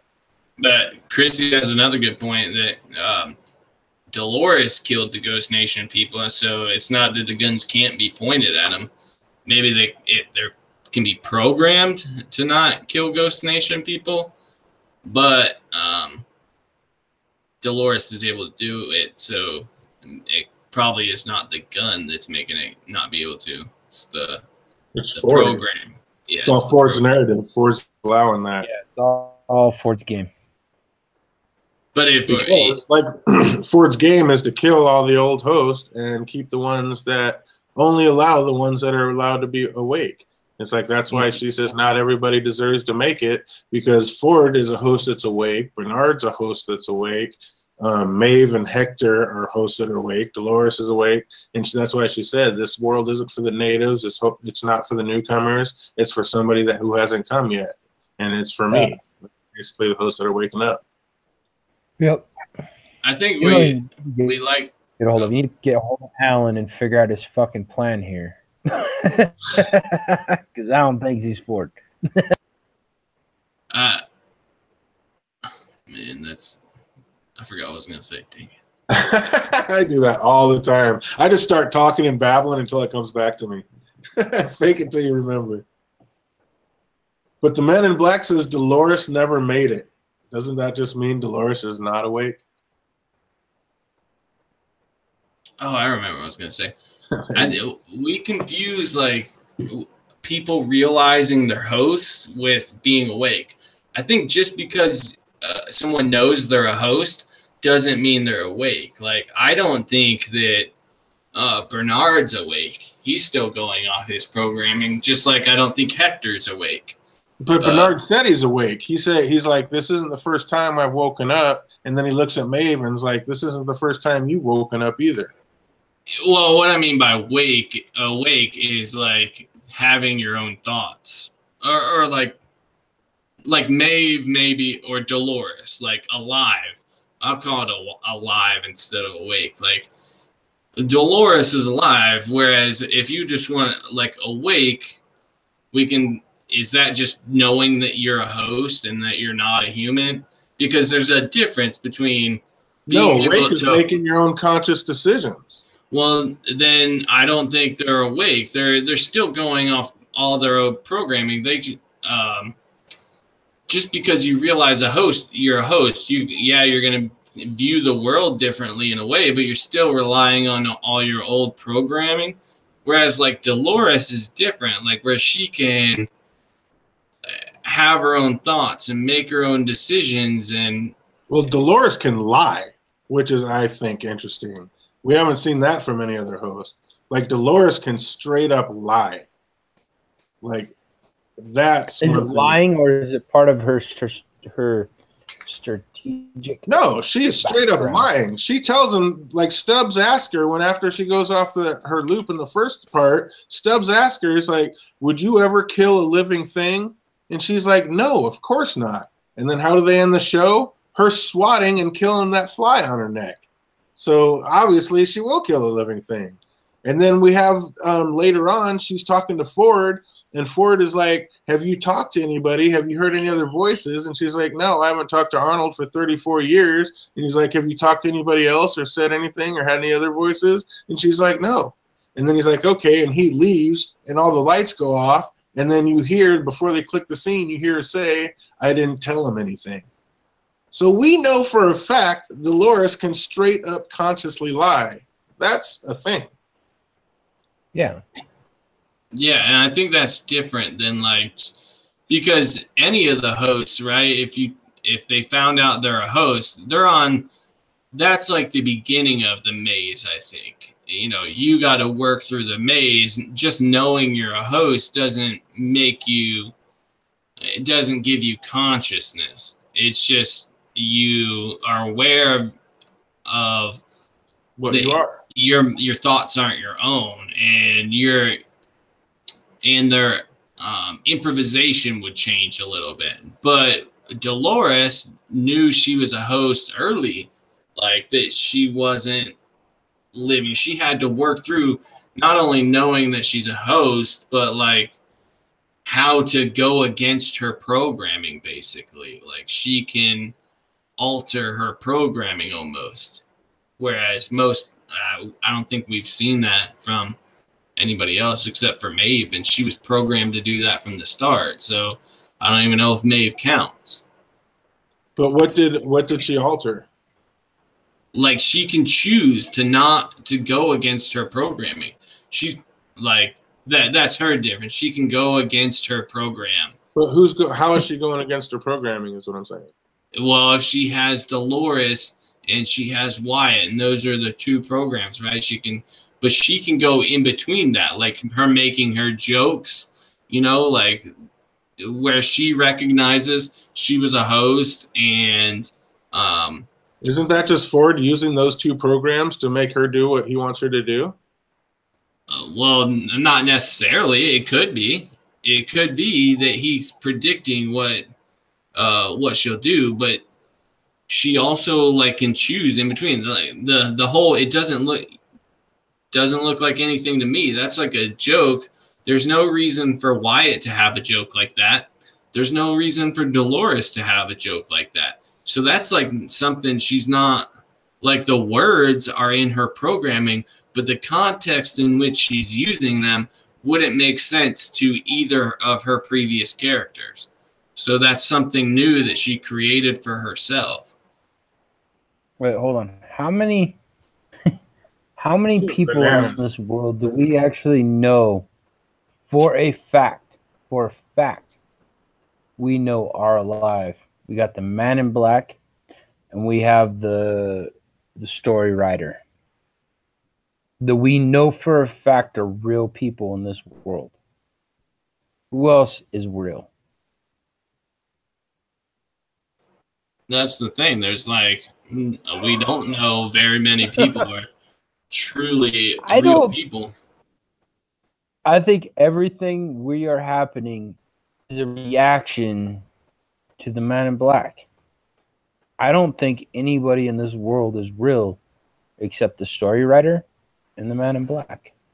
I think it's all fucking story that we're playing, that Ford fucking set up for the Man in Black to play. And he's playing it because that story writer was an arrogant prick, so he put him in the game as well. Like, you're gonna follow Maeve, and this is how it's gonna work out. But I honestly believe that this is all a game for the Man in Black and the story writer. I don't think anything else is real. I don't believe the security team's real. I don't believe the Army Special Force group that showed up is real. None of it. I think it's all a game for the Man in Black and the story writer. But Ford having a blast. Well, Felix is probably not a host. Because no, he's real. Yeah, that's someone that you would assume. We can't know 100%, but Dolores tells him that he's not a host. There's that. So Felix, at least, you could probably add into. And for all the anal ones out there, he meant Maeve told him he's not a host. Yeah, what'd I say, Dolores? Yeah. Yeah. Yeah, those two. That was one of the greatest scenes, though, when he's like, everybody's like, she tells him Bernard's a host, and he's like, oh, and he starts like looking at himself, and he's like, for God's sakes. That was awesome. Like, no, you're not a freaking host. I'm not.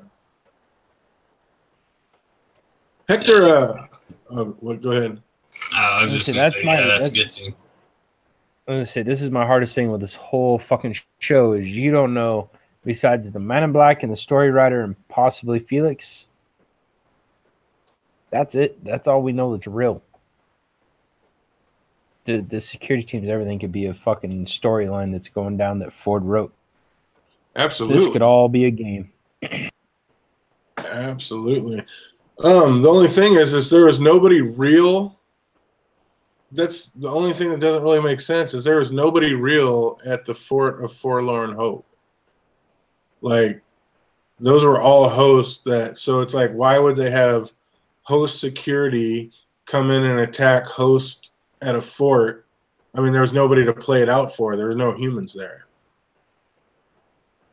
Doesn't matter. You're still playing a storyline that's equipped because you wrote it. You don't have to have humans to write a storyline. But who would that be for, though? Like, that's pretty elaborate storyline. Like, they had big explosions and bombs and killed off hell. For the Man in Black. Because if you have a storyline that's playing out correctly, like you said, you had bombs, you had explosions, you had shit going down, you had shit going south. Man in Black shows up, he's going to ask what happened. There you go. I like that. That's a good explanation. I like that. You're going to have 2 or 3 characters that were alive that are going to explain what happened. And not any of them actually knowing themselves as a host are going to go, so yeah, this guy went this way. He's going to follow that guy and go that way. Or I'm just thinking if the Man in Black goes there to get his army, and he thinks he's going to get a backup army, and then all of a sudden he goes there and everybody's fucking dead. He's like, well, shit. Yeah. You're going to play this game alone. Yeah, well, exactly. Dolores just killed them all because of that. That actually makes sense to me. Well, if they do have to like play it up like it would be realistic. Assuming like if you're gonna do that, that is an elaborate thing for nobody being there. But it's almost like the what's the guy's name that you said was Logan? Lawrence.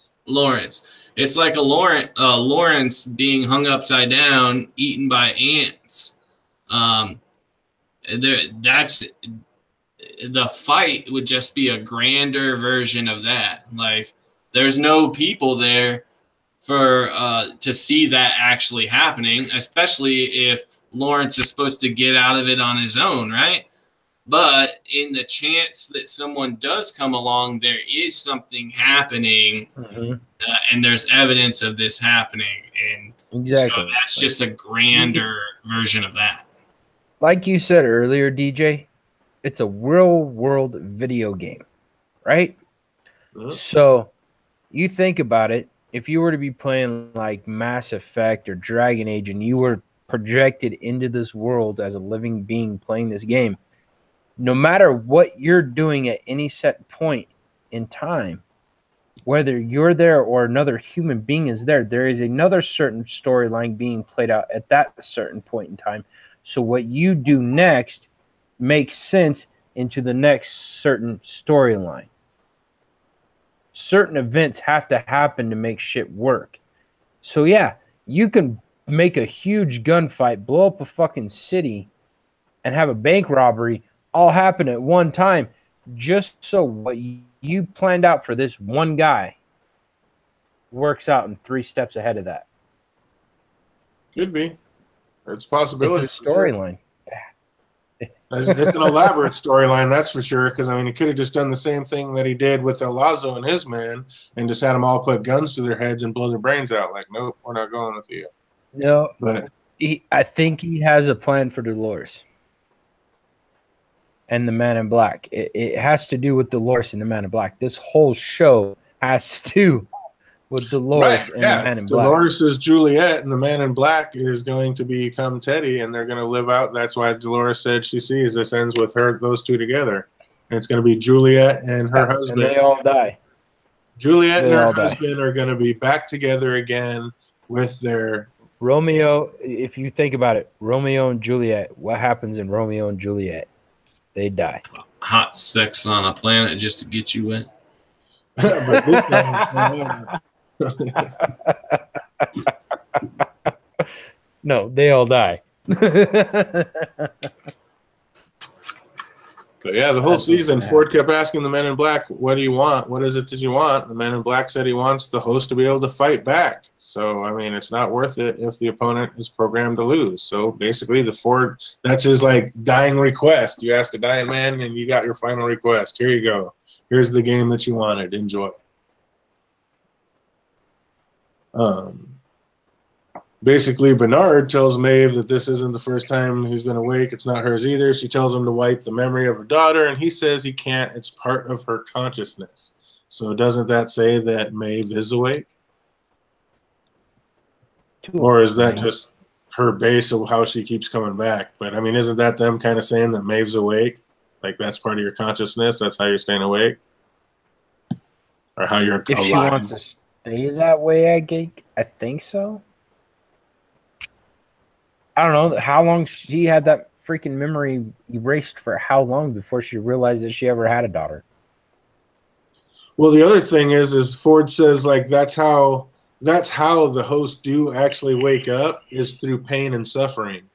And so basically that memory of her daughter is Maeve's pain and suffering. So in that sense, I mean, don't a couple of these hosts actually have to be awake? Like, because they have. But then again, no, because who's had more pain and suffering than Teddy? Nobody's died more than Teddy, and he's still not awake. Teddy is. Oh, man, poor Teddy. That man dies every day. He's literally every day. And he's not even close to being awake. But I think it has to do with the pain, the suffering. He didn't have a backstory, right? So he didn't have something to that emotional pain, not physical pain. Yeah, he dies a lot, but if you don't have yeah, he dies a hero, so yeah, I guess there's not a lot of emotional pain with that. And you know, when you're dying, imagine, like, if I was to die right now, like, I would be thinking as I'm dying about, like, my daughter and having to grow up without a father and what I could have done to not end up in this situation, how that's going to affect her life going forward. And that kind of pain over and over again would be enough to wake you up. But if you don't have a backstory with that, you have Dolores that you love, but if you're dying protecting her, then there's you know, that's not necessarily pain, right? If I don't know. Pain is love.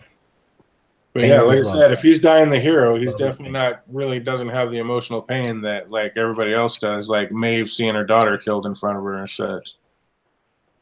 Ford tells the Man in Black to join the celebration. After all, you own the place. Well, most of it anyway. Is that kind of Ford's foreshadowing that he's going to be siding with other board members and kind of screw the Man in Black in the end? I don't know. Just the way that he said you own the place and then stops and is like, well, most of it anyway. I mean, that's got to have some kind of little subtext to it. So maybe that's him because he's already supplanting some of the board members with his own host. Could be. Maybe it's just like there's shit here that you don't know about. Maybe it was something to that. Like, you own the park, but like there's shit here that I have going on that you have no idea. Oh, yeah. And I'm still in control, or it's that kind of thing. Oh, he's thinking so far ahead. Like in the finale, Ford shakes Bernard's hand in the thing. And like, you know, like basically this is the end or whatever. And he shakes her hand and they pan in on the handshake. And I'm like, you know, you don't even really think about it, but why are they panning in on these guys shaking hands? And I'm like, fuck, is that them passing? Is that Ford passing on the DNA? So when Bernard goes to the secret room, he'll be able to pass the DNA sniffers. I'm like, did they go that deep with this shit? No, that'd be cool. I thought that was hella tight. I was like, man, it's like, how far did they go and how many little Easter eggs did they really drop in the first half? And like I said, I'm just in the first 5. I can't wait to watch the next 5 and see what else they showed us. Yeah, and I definitely think it's going to be like a Game of Thrones scenario or like a Song of Ice and Fire scenario where there's going to be so much in that first season, but once they realized how deep people are going to look into it, they realized how easily people figured out certain things about it that they're going to make it tougher in the later seasons. They're still going to have those hints and people are going to figure it out. But where you're going to find a lot of the stuff that's going to happen later on, or like the foreshadowing, where you're going to be able to figure out these puzzles is by going back to the first season, like going back to the first book, Game of Thrones, to see what's going to happen later, all the hints they had in there. Oh, dude, because Ford dropped a bunch of nuggets, and I told you we're going to be doing that one. DJ. What's up? Andy, I need to bounce out of here. Right on, boss. Thanks for stopping in, JD. Appreciate it, and we'll definitely catch you on the next one. Take it easy, bud. We'll see you guys later. But Ford said Arnold didn't know how to save the host, but he does. And he said Arnold's key insight was suffering. The host needed to suffer to become awake. And then Ford kept the host in the park to say, you know, he said Arnold didn't know how for you guys to really accomplish all of this, but Ford does. He wanted to keep the host in the park so they would understand and learn their enemy, because that's the only way that they'd be able to defeat him. And then, you know, with Ford saying stuff like, we're as good as we're going to get. And then remember, Arnold was going to wipe back Dolores in first season. And she's like, are you going to change me back? And he's like, no. He's like, I'm going to let you go and see where this leads. And, you know, Ford can't make them any better. Humans have come as far as they're going to go. So basically, to improve themselves from here on out, they have to be host. So I think Ford's a host. He's going to let them be a host, and they're killing everybody else that's not a host. And, yeah, they're going to live in Westworld as hosts. And some of them are already there. Could be. I mean, like I said, I'm in agreement. I think people are ultimately going to start becoming hosts, and that's the thing. And maybe Ford's plan is to gain ultimate control. Like if people become hosts and he has something in there that lets him control people, whatever shit. Like if hosts can truly be alive in their own head, like they're that complex, but some programming is able to keep them in line. Imagine what he can do if the whole world, like all the most powerful people, actually become hosts. But Ford's whole plan was to let that happen, to make that happen so that he could ultimately control them with programming. Yeah. That's another scenario based on how well he's able to predict what people are going to do, and he has that God complex. I think that's plausible that he would want them to become hosts, and maybe even specifically the Man in Black, just so he would have control over him, thus gaining control again over his park. Right. Exactly. And it's like, it's funny. It's like if he's already a host and running it, like he's already set for life, basically. He wants to get the, most powerful, richest company on the planet or whatever. And, with all this, he's going to trap all those guys in host. He'll be in charge of them. And in essence, he's going to take over that company. So he'll be back in charge and never have to worry again about losing his park. And he'll have all the money he needs from owning that company. Could be. That's pretty sick. I like it. I like where we're going. Definitely got I think we're definitely closing in on to where they're going with all this and what's happening. Also, the Men in Black tells Lawrence this time he's not leaving this place. I said that earlier. It's like he's staying here. He's coming here to die. Like he says, this place is more real than the real world. The real world is chaos. Like he's coming here to die. So, or become a host and live in the the city. Well, yeah. Like I said, I think we got Peter Abernathy as James Delos. We got Dolores as Juliet. We got Teddy as Lauren, or Logan as Lawrence. And we're going to have the Men in Black being uploaded into Teddy. And that's why it's going to be Dolores and Teddy living it out in the end together, because it actually will be, but it'll really be Juliet and the Men in Black just in their host forms.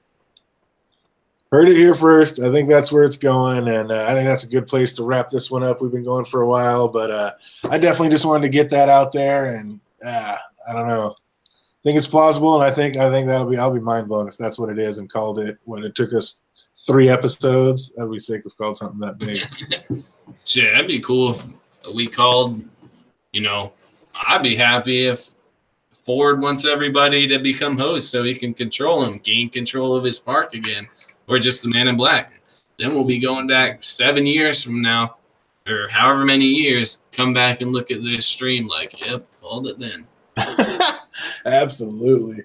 Yeah, it's if you go back, I mean, we talk about this on a lot of things like we're already taken for granted, and they haven't exactly been proven in the show yet. So we're already kind of way off on a tangent. Like we take certain things for granted that may not even be the case. But I definitely think we're on the right track. I think we're really closing in on what's happening and what's going on, like with this whole cradle thing and the master plan and what William's greatest deal is that he's going to burn down. And I think we're all over it. I think we're about to crack this. Can't wait to see this next one coming up on Sunday. And yeah, I think we're almost there. Before we go, based on like all the theories we have right now, give me your 2 most plausible theories that you have right now. Maybe not endgame theories, but at least for this season, that you think something that's hidden from us that we'll find out later. Well, I think that's the biggest one. Obviously, that's the one I dropped this whole video for. Is I think the #1 thing we're going to find out this year, and I don't know if the Man in Black knows it or not, but I think we're going to find out that Juliet is Dolores. I think that is just like I think they're going to confirm that Peter Abernathy is James Delos. I think that's going to be the big one. They're going to be like, oh yeah, not only that, but booyah, guess who this is? I think. We have Armistice when she first met the Man in Black, and he wanted, he went out and broke Hector out for her, and for just a few words, he wanted to know her story of the snake, and she told him the story, like basically, her fucking those people came and killed her entire village and killed her parents, and so basically, she's on a revenge arc, and she's killing everybody that was a part of it. And she's colors in the snake. Like every time she kills one of them, she colors in another part of the snake. And the only thing that's not colored in is the one on her face, the head of the snake. And the Man in Black called it. And she's like, Wyatt. And she's like, yep. So I think Armistice is going to try to kill Dolores for killing her whole family and village. And that's going to be a sick battle. But I do believe Armistice will fail. But I think that's going to be a big thing that'll come up. All right, so your 2 most sure about theories is that Armistice is going to, she's going to try to kill Dolores, and that Dolores is actually Juliet. So those are the ones you're most positive about are going to happen. Yeah, I'm pretty much right there with Charlotte is Logan's daughter too. All right. My theories, the ones I'm most positive about, is that Charlotte is a host. She's like a new, whether she's like a person in a host body or if she's just a plain host. I think her body is a host body, and I'm pretty positive about that. And right now I'm going to go with that Grace is actually William's daughter. I wanted to go with the Abernathy is his father-in-law, but for now I'm most positive that those 2 things are true. The crazier one being that Charlotte is actually a host. So And mark it here first. Mark the timestamp, because everything I just said, I have not heard anywhere else. Made all that shit up, except for let's be 100% here. I have heard about the Peter Abernathy being the James Delos. I've heard that hinted to before, and then tied all that in with, I think, the whole family is them supplanting. But yeah, when I was watching season 1, or when I was watching that episode last night, and he showed her the picture, and he's like, doesn't look like anything to me. And that's exactly what Bernard said when he saw the picture of himself. I was like, oh my God, confirmed. Dolores is Juliet, done and done. So yeah, that's one I think I think that's going to be the biggest gotcha at the end of this, or at least by like season 5. That's going to be like one of their biggest reveals.